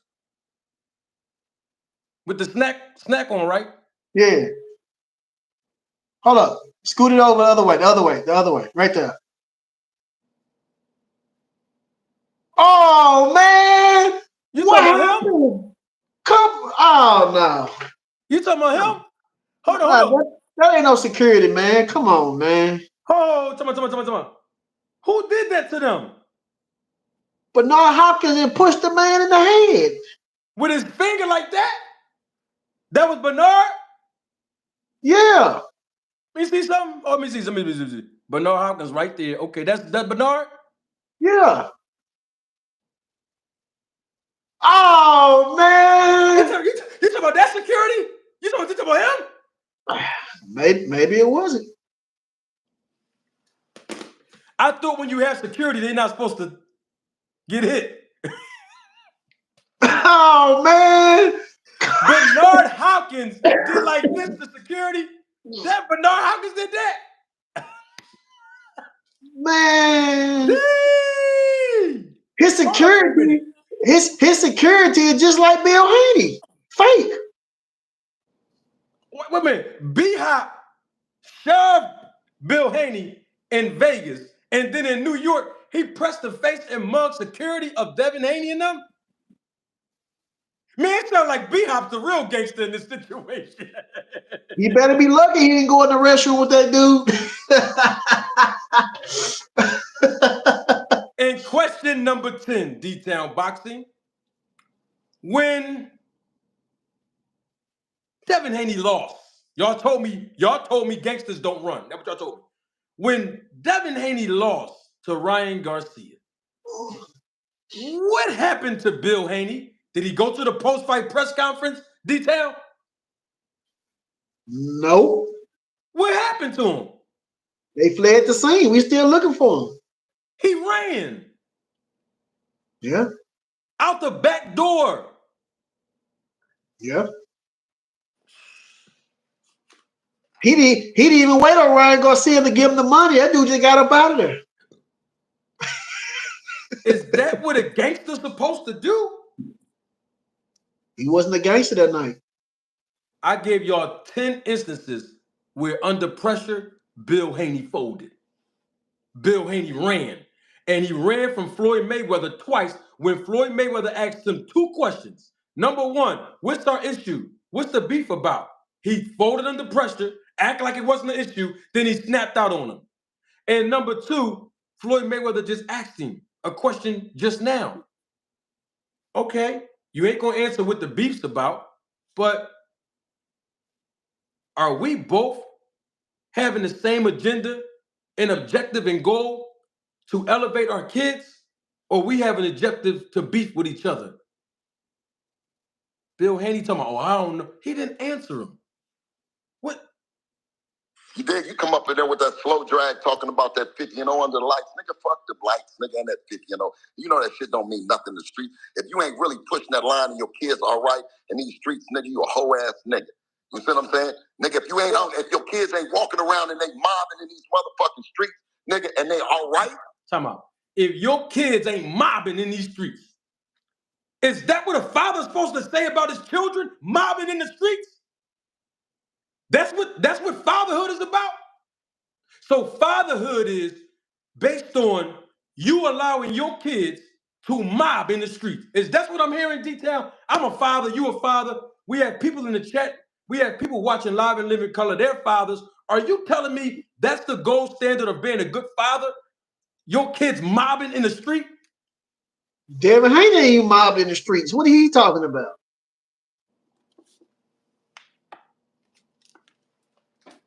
And if your kids is not mobbing in the street, you a hoe. That's what he said. You a hoe, ASSNIGGA. So if Devin Haney was still undefeated, then Mayweather said, I'm undefeated under the lights. Then Bill Haney would have said, my son is undefeated up under the lights. But he can't say that now because his son lost. So now he want to stick to sparring. Okay, I got it. I got it now. Yeah. Nigga, don't nothing else matter, nigga. Bill is not. Don't nothing else matter. If your kids is not mobbing in the street, don't nothing else matter.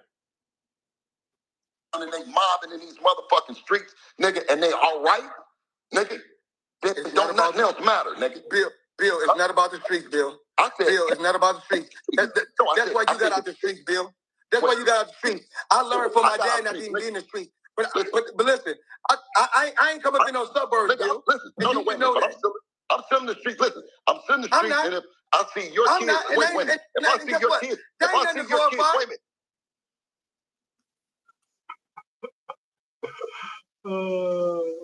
Bill Haney said, I'm still in the streets. And Floyd said, I'm not. That's nothing to glorify. Bill Haney, if you still in the streets, then why you live in the suburbs now? Because Floyd Mayweather didn't come up in the suburbs. But why you live, if you still in the streets, Bill Haney, you don't live in the hood today. Am I right or wrong, D-Town? Right. Okay. Floyd Mayweather told him, that's nothing to glorify. You know why Bill Haney keep talking about being in the streets, D-Town? I figured him out. Because he wants acceptance. He's craving admiration. That's why. We all know that Bill Haney is not in the streets today. Whether he was in the streets before or not, that remains to be seen. But we know that Bill Haney is not in the streets today. And we all know that Bill Haney is not a gangster. He's living and trying to portray an image. Want to know why? Because he has a difficult time with accepting the reality of his identity. Bill Haney have basically showed us his real problem. I'm going to help Bill Haney today. We ain't got to listen to no more. Floyd Mayweather ended it with just that right there is the streets is nothing to glorify. So I figured Bill Haney out. I've been watching Bill Haney for a while. So he has a long-term behavior pattern. And we're going to do another test. We're going to do another test. We're going to do another test right now. And I want people to say yes or no in the chat so that we all can be on the same page. Quick question. Quick question. Does Bill Haney give you the impression, I'm talking about the audience now, does Bill Haney give you the impression that he has a sense of self-importance? Yes or no? That's for the chat. That's for the chat. Yes or no? I need y'all to quickly move in the chat. Quickly move in the chat. Okay, somebody said yes. Thank you. The question is, does Bill Haney give you the impression, based on all of the behavior patterns He's shown you from the beginning up until this conversation with Floyd Mayweather. Does he show you that he wants a sense of self-importance? Everybody in the chat just told me yes. Did you get the question, Sheena? I'll ask it one more time. Does Bill Haney give you the impression from the very beginning of when he got on YouTube all the way to right now in that conversation he had with Floyd Mayweather? Does he give you the impression that he wants the sense of self-importance? Everybody just said yes. Thank you, Sheena. Question number 2. Does it seem that Bill Haney is entitled? Yes or no? Based on his long-term behavior patterns, does it seem like he's entitled? Does he has a sense of entitlement? Just yes or no? Okay. Okay.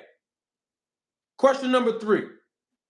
Does Bill Haney show that he has the characteristics of exploiting people for his own personal gain? Yes or no? Okay, everybody's saying yes. Okay, question. Next question. Does Bill Haney give you the impression that he's arrogant? Yes or no? Yes or no? Does Bill Haney give you the impression that he lacks empathy? Yes or no? Does Bill Haney give you the impression that he is craving the attention and the spotlight? Yes or no?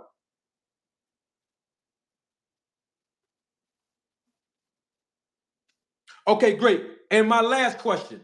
Does Bill Haney give you all the impression that he is envious of others or believe that others are envious of him? Yes or no?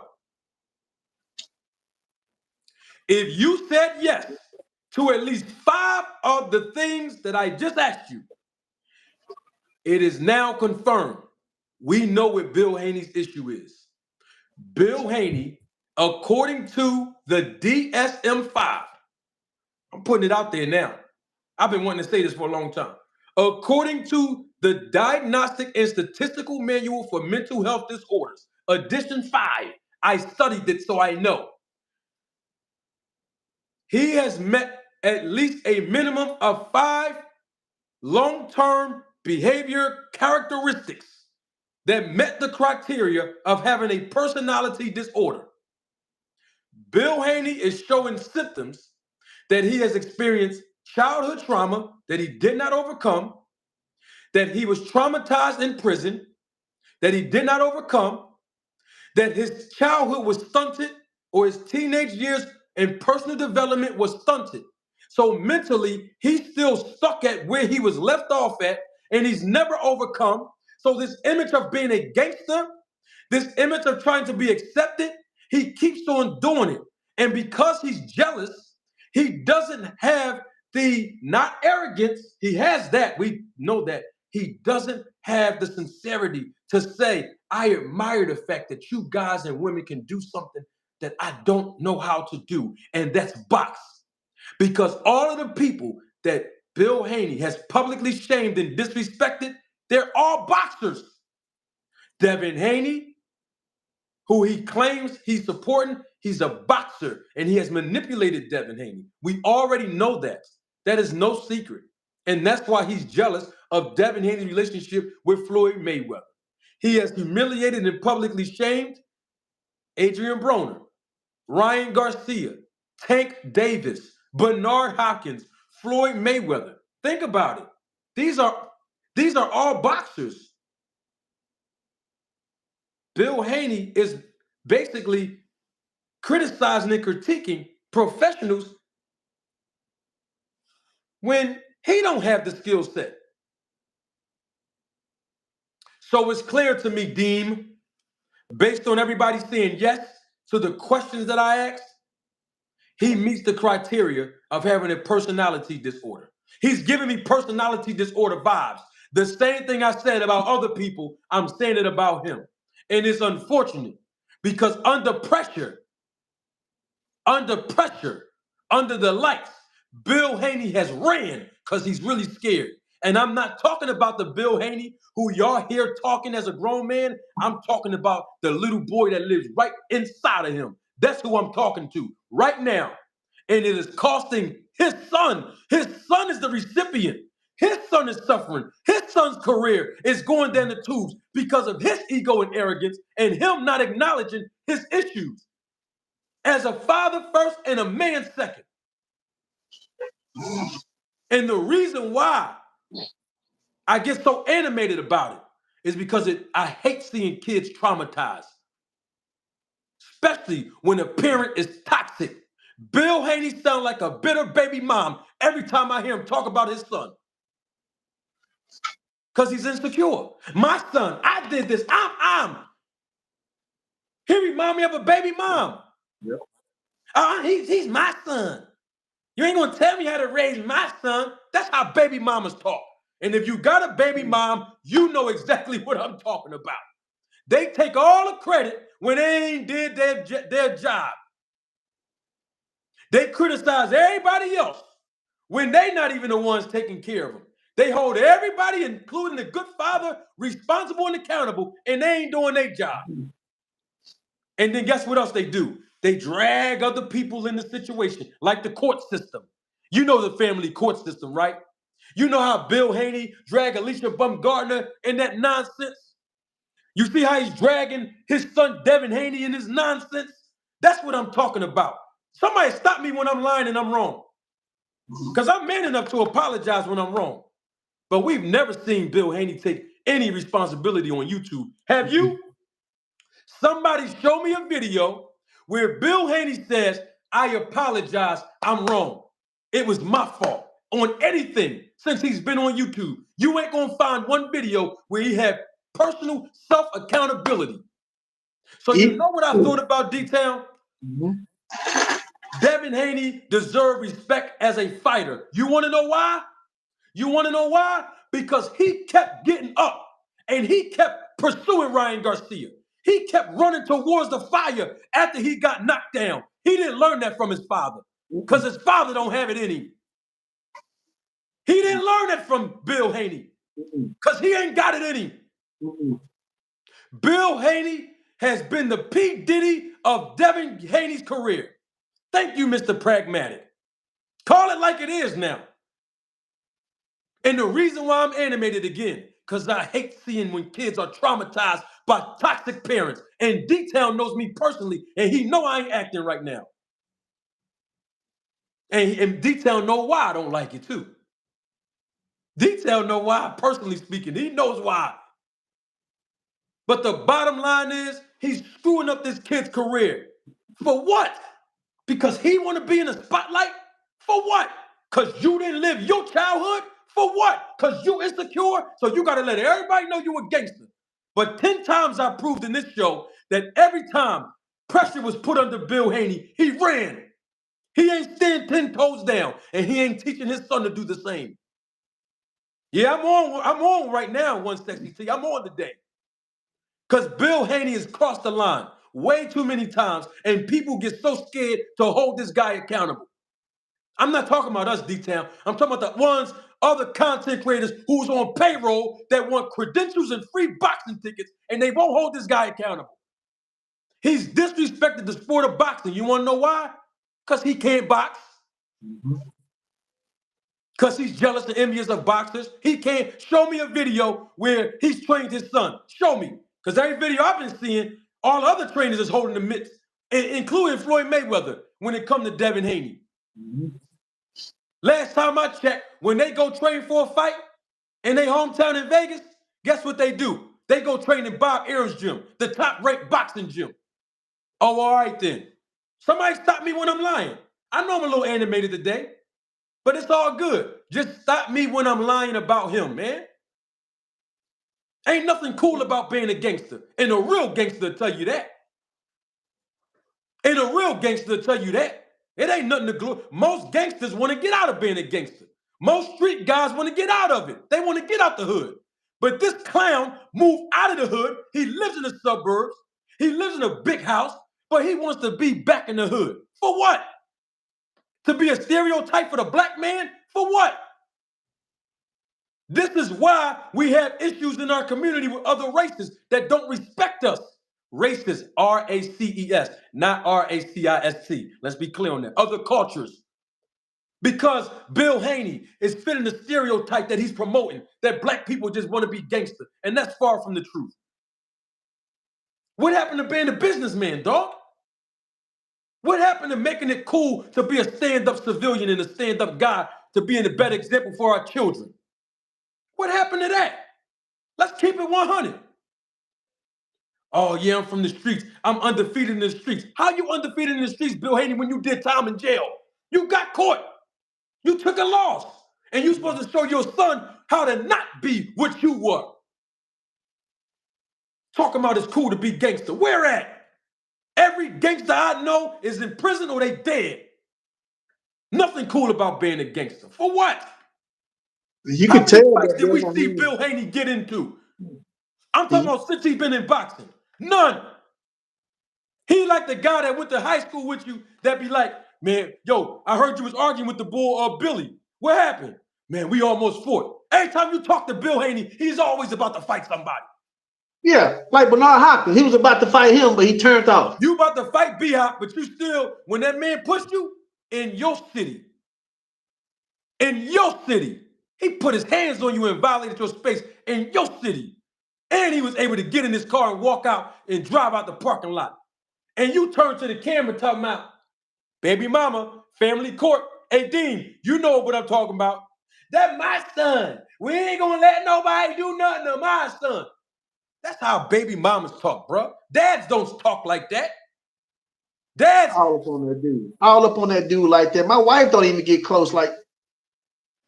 all up on your Oh, wife yeah. better get close detail. Yeah, let me look around. Yeah, she get close like that, y'all. But anyway. What I'm saying is ain't no way you're gonna allow a man to get up on you like that. You know And what I'm he saying? told you, and he's the gangster, and he told you, when I see you, keep that same energy. But you let him get all up in your presence like that? Come on, bro. And You just talking. Devin Haney seems uncomfortable with some of the things he was saying because he was trying to back his father on the things he was saying that was nonsense. And you could tell that it was uncomfortable for Devin Haney when he was saying those things because that's not what he do. Devin Haney is a good guy. But his Yes, he is. daddy makes people don't like Devin Haney because of him.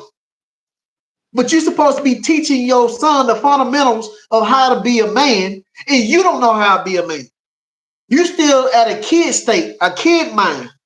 You're a kid in a grown man body, and you're trying to teach your son how to become a man when you still learning. You got more security than your son. I have seen boxers and their families walk around with no security. And you wonder why this man got security. It's because of his mouth. And Doing all this talking. your security failed. They allowed B-Hop to push you, and he got pushed in the head. What kind of security is that? I don't get it. Nah, man. Mm-mm. We supposed to be an example for the youth. As men. Bill Haney don't want, you know why he do all the talking? Because he's scared Devin's going to slip up and be himself. Bill Haney wants Devin to be an extension of him. Devin Haney's a good young man. But see, he's been traumatized and he's been influenced by toxic Bill Haney. And yeah, I said it. You got a problem? Call me, email me, jump on the show, whatever it got to be. I'm going to say the same thing that I'm saying now to Bill and anybody else. Because you know why? It's hurting the community. It is. It is. He said he's going to send his son in the ring to kill somebody. When we know that people done died in that ring, lack of empathy. He's never done it before. So he don't respect the business or the sports. Ain't nobody trying to die in that ring. People get killed in that ring. Mm-hmm. He used the word suicide. He said Ryan Garcia just signed up for a suicide. Let's talk about a suicide then. Remember Billy Collins Jr. A lot of y'all might not remember him. Late 80s. He committed suicide because Louis Resto cheated him when he took the pad out the glove. Remember Panama Lewis? And he had a cast in his hand. That white kid killed himself. He was an undefeated prospect. Louis Resto was not expected to win that fight. That young man killed himself. You know why? Because he was blind. His face was terribly bad. And the doctor told him, told his father, Billy Collins Sr., your son will never be able to make a living and fight no more. And he just got married and had a baby. He committed suicide. So to hear Bill Haney use the word suicide and attach it to boxing, I thought about Billy Collins Jr. Bill Haney shouldn't get away with that. Boxing ain't about homicides and suicides, man. It's a sport, man, that teaches our young people about discipline. Thank you, Bang Bang Boogie. The name of the documentary is called Assault in the Ring. Pull it up on YouTube if y'all don't believe me and fact check me. He killed himself all because he couldn't box no more and feed his family.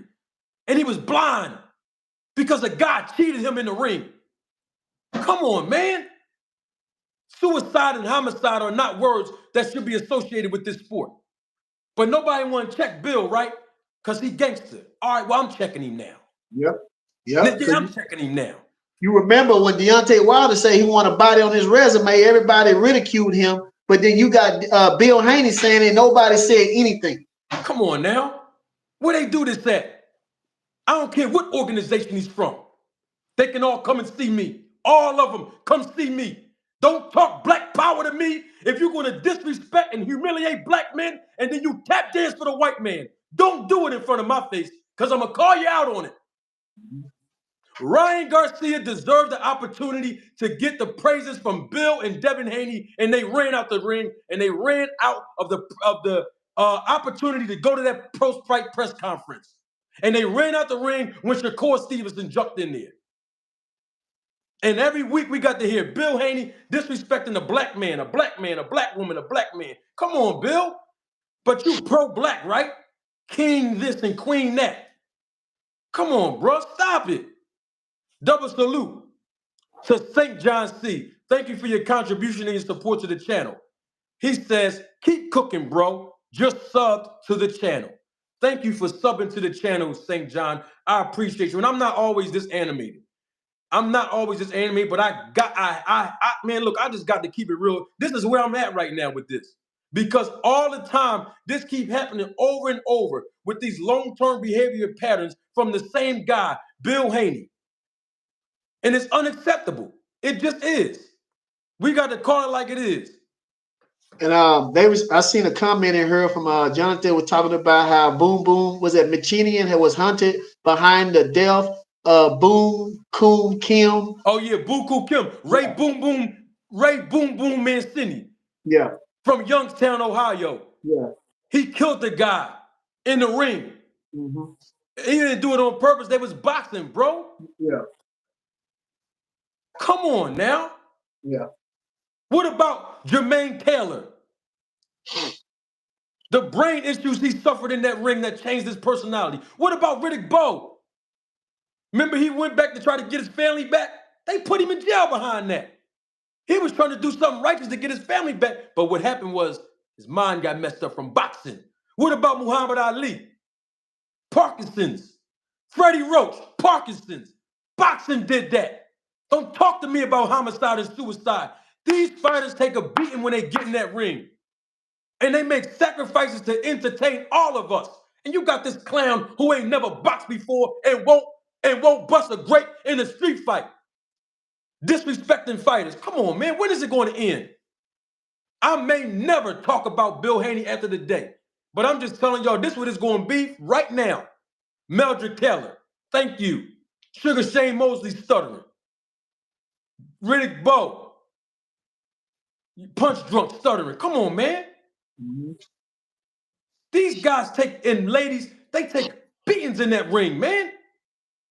And this guy don't have no empathy because he ain't never do it before. And that's why, point number 11, and I may have said it already. He panicked when Devin Haney was hurt The gangster panicked. He didn't know what to do. He didn't know what instruction to give Devin Haney. In the middle of a crisis, under pressure, he folded again. His son needed him then.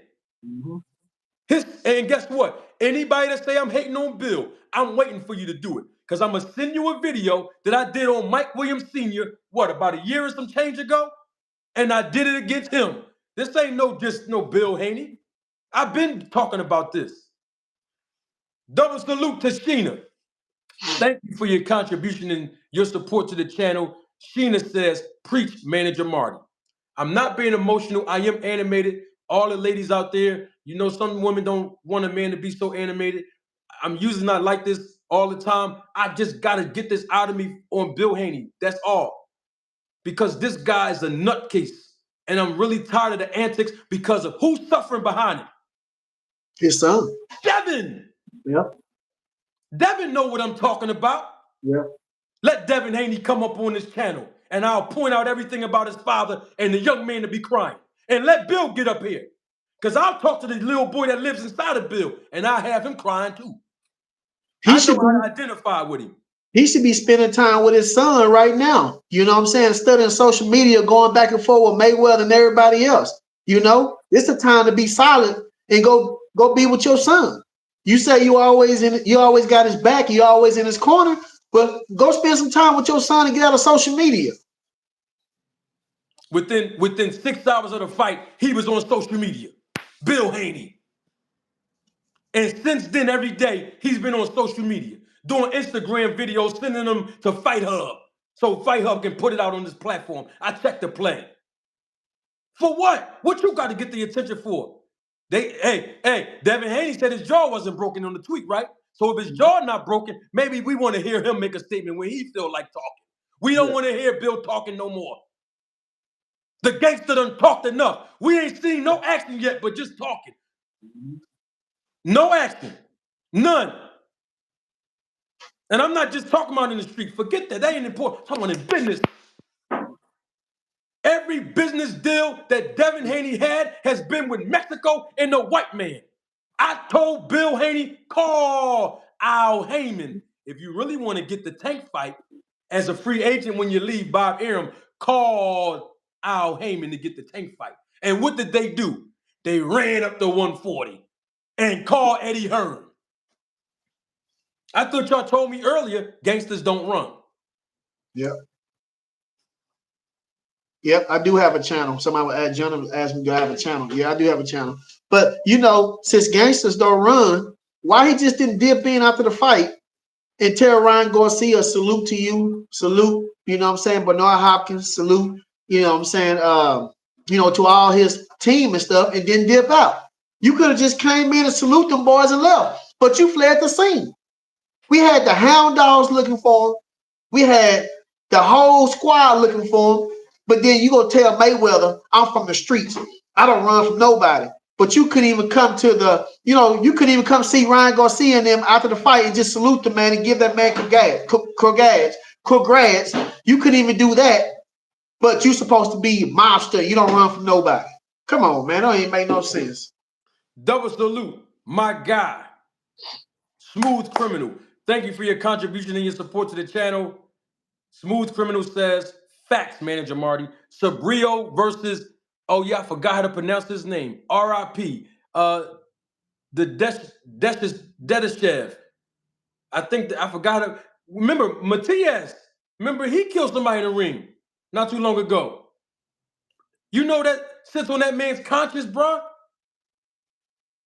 And he's still competing. But you got a guy in Bill Haney telling me, I'm going to send my son to do a homicide. Come on, bro. That has no place in boxing. And what if his son got hurt? You see what I'm saying? Right. Shouldn't have did that, man. Don't do that, man. It's supposed to be boxing. I understand it's competitive, but don't put your feelings in it. Your son didn't feel the same way you felt. I don't understand what the problem with Bill Haney, with everybody. Even when Shakur Stevenson pressed up against him, he didn't apologize to Shakur Stevenson by him saying what he said, even though he was wrong. You know, he didn't apologize to Mayweather because he asked Mayweather. He said, "I told some people to leave your kids alone." He said, "But you ain't gonna say thank you." But what about when Mayweather helped you and your son? You came into that gym. Did you tell them thank you? I'm just saying, man, you gotta keep it. You gotta keep it right all the way around.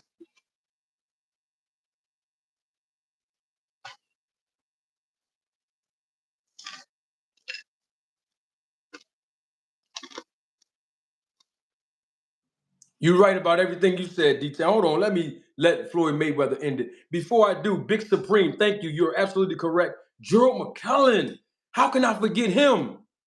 Gerald McClellan, look what happened to Gerald. Wilfredo Benitez. Come on, y'all. Y'all gotta stop letting Bill Haney get away with this treacherous behavior patterns. It's toxic. Hold him accountable. I know I'm right about everything I said. You know why, Detail? Well, I have other reasons. One of the reasons is anytime G-Man King can get in my chat and say salute Marty, oh, G-Man King is talking to me. The guy that set up the debate with Rick Glaser, G-Man King is saying salute to me. Even he know I'm right. You And got he usually disagree with everything I say. KC boxing. He's in KQ here here, too. where you at? He's in here too. Hey, my goodness gracious. KQKC, double salute to my guy. I was watching your show the other day, KQ. I love your show. Y'all go subscribe to my man KQ, man. I love and I missed it on Saturday, but every now and then I'll click on and hear him do the commentating. You know what I mean? That's my guy right there. KQ, I don't mean to be too animated, man. You know, I do entertainment, but I'm a little bit overwhelmed because this guy Bill Haney is disrespecting the sport of boxing and he's traumatizing Devin Haney. And the reason why Devin Haney is going through what he's going through is because of him. We got to hold this man accountable. And I want to show y'all something that Floyd Mayweather said. Listen to this. Bill, I want to let you know something. Nigga, knock it off, man. Don't nobody. Listen. I'm not gonna keep rapping. You know, me and you don't even be doing all this motherfucking shit. I'm not gonna keep rapping with you, Pete. You know what time it is with me, man, and I'm gonna keep. What time is it with family you? line, man. Welcome to the family. Tell me. It's the Haney business, and listen, keep on continuing. Hold on, you said you already know what his time is. He's talking gangster again. Floyd said, what time is it with you then? He trying to switch it on to business. He running again. He running again, D. That dude got nice. He got nice quick. Oh, it's the Haney business. So watch what Floyd said when he said it's the Haney business. Look. See, Floyd know he acting like a baby mom. You know baby moms that's still bitter, they only doing it because they still want your attention. All the good fathers out there, hear me from experience, they just want all your attention. That's why they bitter. Look. Did Floyd, look what Floyd said to him. You need some help? You need some help with your son? Have I ever needed your help for anything? You need some help with your son? For some help? See, he asked him, you need some help? Is this what this really all about? Do you need some help with your son? He's trying to help the guy. He's trying to help him. Look at his pride, though. Look at his pride. A trainer who never trained, never fought, or nothing. Couldn't get his son out of a wet paper bag when there was crisis going on. You need some help? You need some help with your son? Have I ever needed your help for anything? You need some help with your son? For some help? You need some help the other motherfucking night? You need some help the other motherfucking night? You need some help with your son? Listen. You need some help with your son?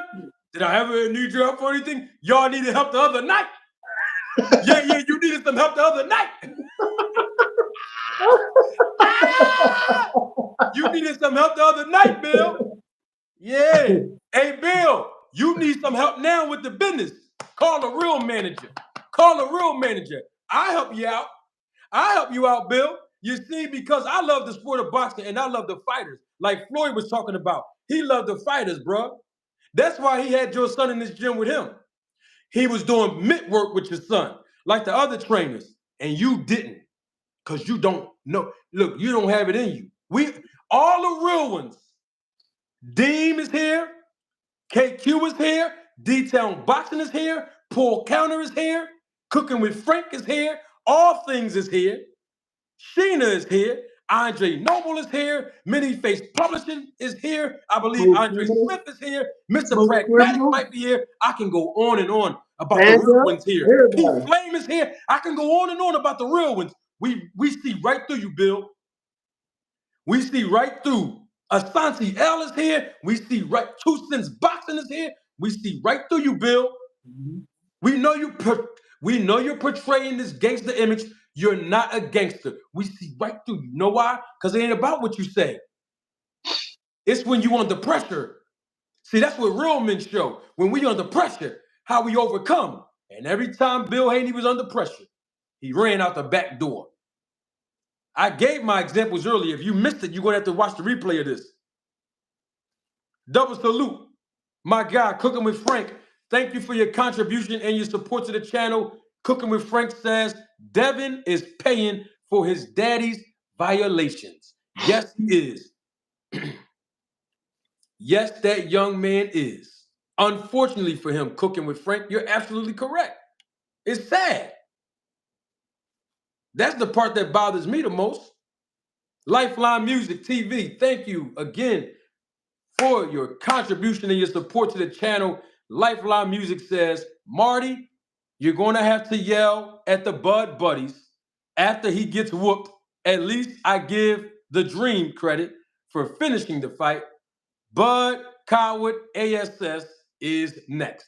Well, Lifeline, if he's next, it's not going to be against the guy he's fighting now, who's 10-0 with 7 knockouts. He's fighting a guy that's 11 fights under his belt. But I know I'm going to have to yell. And speaking of yelling, Lifeline, I got to say this to you.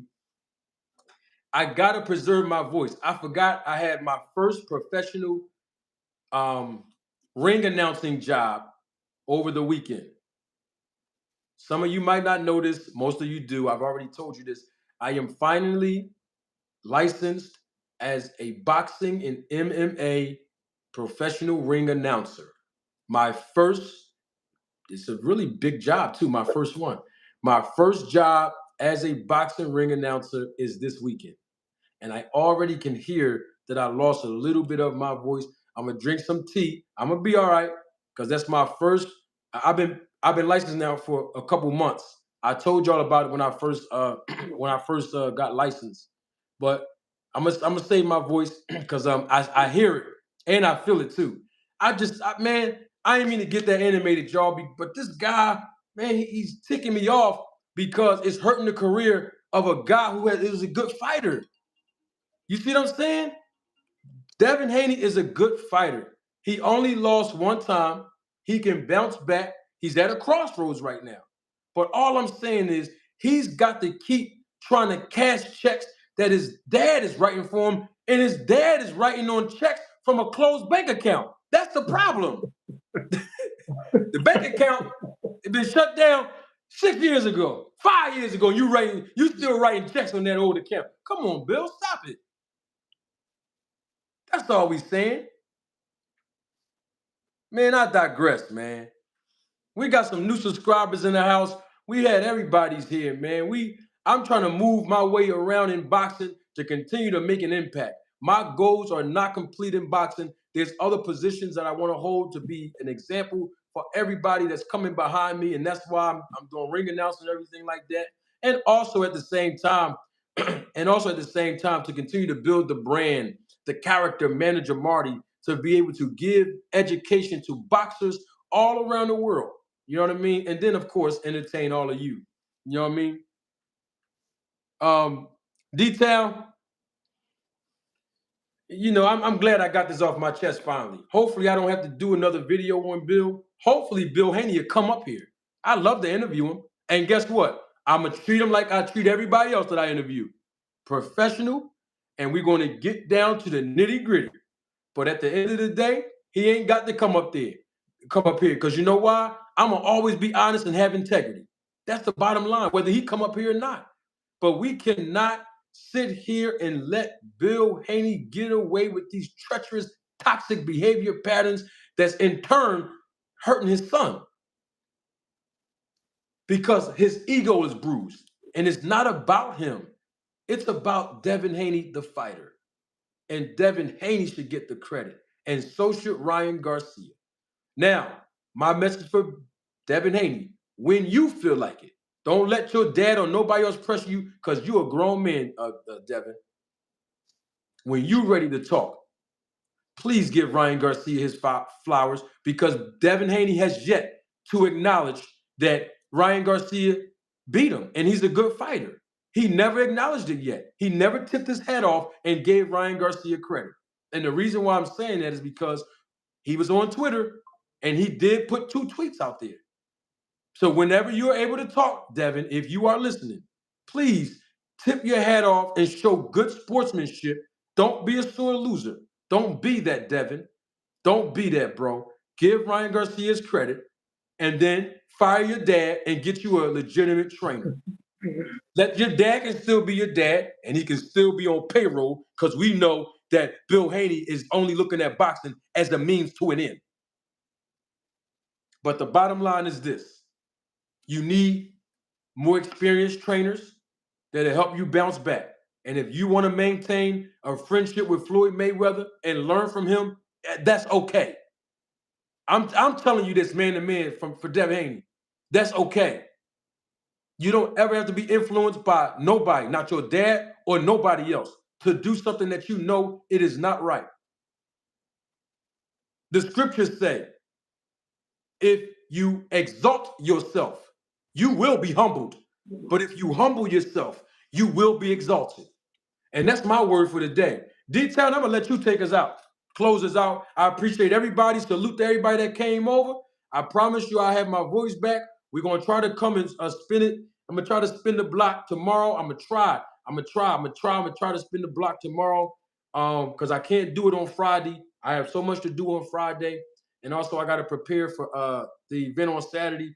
But tomorrow I'm going to try to come back up here. I thank y'all for giving me your time and investing your time. And I just hope y'all enjoyed the show, man. I gave y'all some entertainment, but most importantly, education. And all the content creators that show me love, whether you in the chat or you just chilling in the background, salute to you as well. Don't matter if you agree with me or not. Don't matter if you like me or not. I appreciate the viewership. D-Town, I'm going to let you give us the benediction and take us home, my brother. And oh, by the way, y'all subscribe to my brother D-Town channel too. He got that fire over there too. He don't just do this just because he come on here. His show and his content is on fire too. So go support D-Town. D-Town, thank you for your time and coming up to kick it with your brother. I appreciate you, my brother. And the last word is coming from my brother, D-Town Boxing. I just want to say something. Salute to everybody that's in the comments. We all family. We don't have to agree to be family. Brothers and sisters, argue and fight. But I tell you one thing, nobody better not mess with you because we all gonna be on their heads. But it's sad to see that it's only a few channels that will keep it real. You got people attached to fighters emotionally. You know what I'm saying? There's nothing wrong with liking them, want to see them win, or whatever the case might be. But there's a few channels that's going to keep it real. And I seen some people today, just because I was keeping it real about Bill Haney. Even in my videos, I said, look, I don't have a problem with Devin Haney. My only problem with Devin Haney is that he deals with Victor Conte. But my main problem is with Bill Haney running his mouth. And I have no problem with people subscribing or unsubscribing. But some people that I'm assuming that was fans of Devin Haney unsubscribed because I was bringing the truth. One thing about me and my brother manager Marty, we gonna always keep the truth over anything else. See, I could go to sleep tonight feeling comfortable that I gave facts and truth. And I will tell you sometime this is my opinion. So I try to say that. But it's sad to see that people will overlook the truth to believe a lie because that's their fighter. That's not me. If I say anything and it's not right and I'm proving that I was wrong, I have no problem saying that, hey, I was wrong or I'm going to correct it. But one thing I can tell you, if you know a channel that's going to keep it real, you better cleave to that channel because we have seen a lot of people that have been bought A lot of people that would change their stance because of being cool with somebody. But at the end of the day, we ain't no Judas. We're not going to act like we cool with you and then betray you. No, I need authentic family members that's around me because we learning from y'all and y'all learning from us. When we do these lives and even do the videos, we read the comments and we read them and y'all helping us. It's earn, sharpen, earn. So don't think just because we have a channel that we the big dogs. No, we all are in this together. We all are in this and we all learning. So salute to everybody that came in today. Grace us with y'all time because y'all could have been doing something else. So salute to every last one of you, my brothers and my sisters, because it's good to see our sisters in the comments also, you know, in the sport of boxing, being here with the brothers. Y'all could be out there doing anything else. So we appreciate it. We thank you. Once again, pray for me because I'm going to pray for y'all. We all need it. We all brothers. We all sisters. And we love y'all. So that's all I got to say, family. This D-Town Boxing, Manager Marty, we signing out.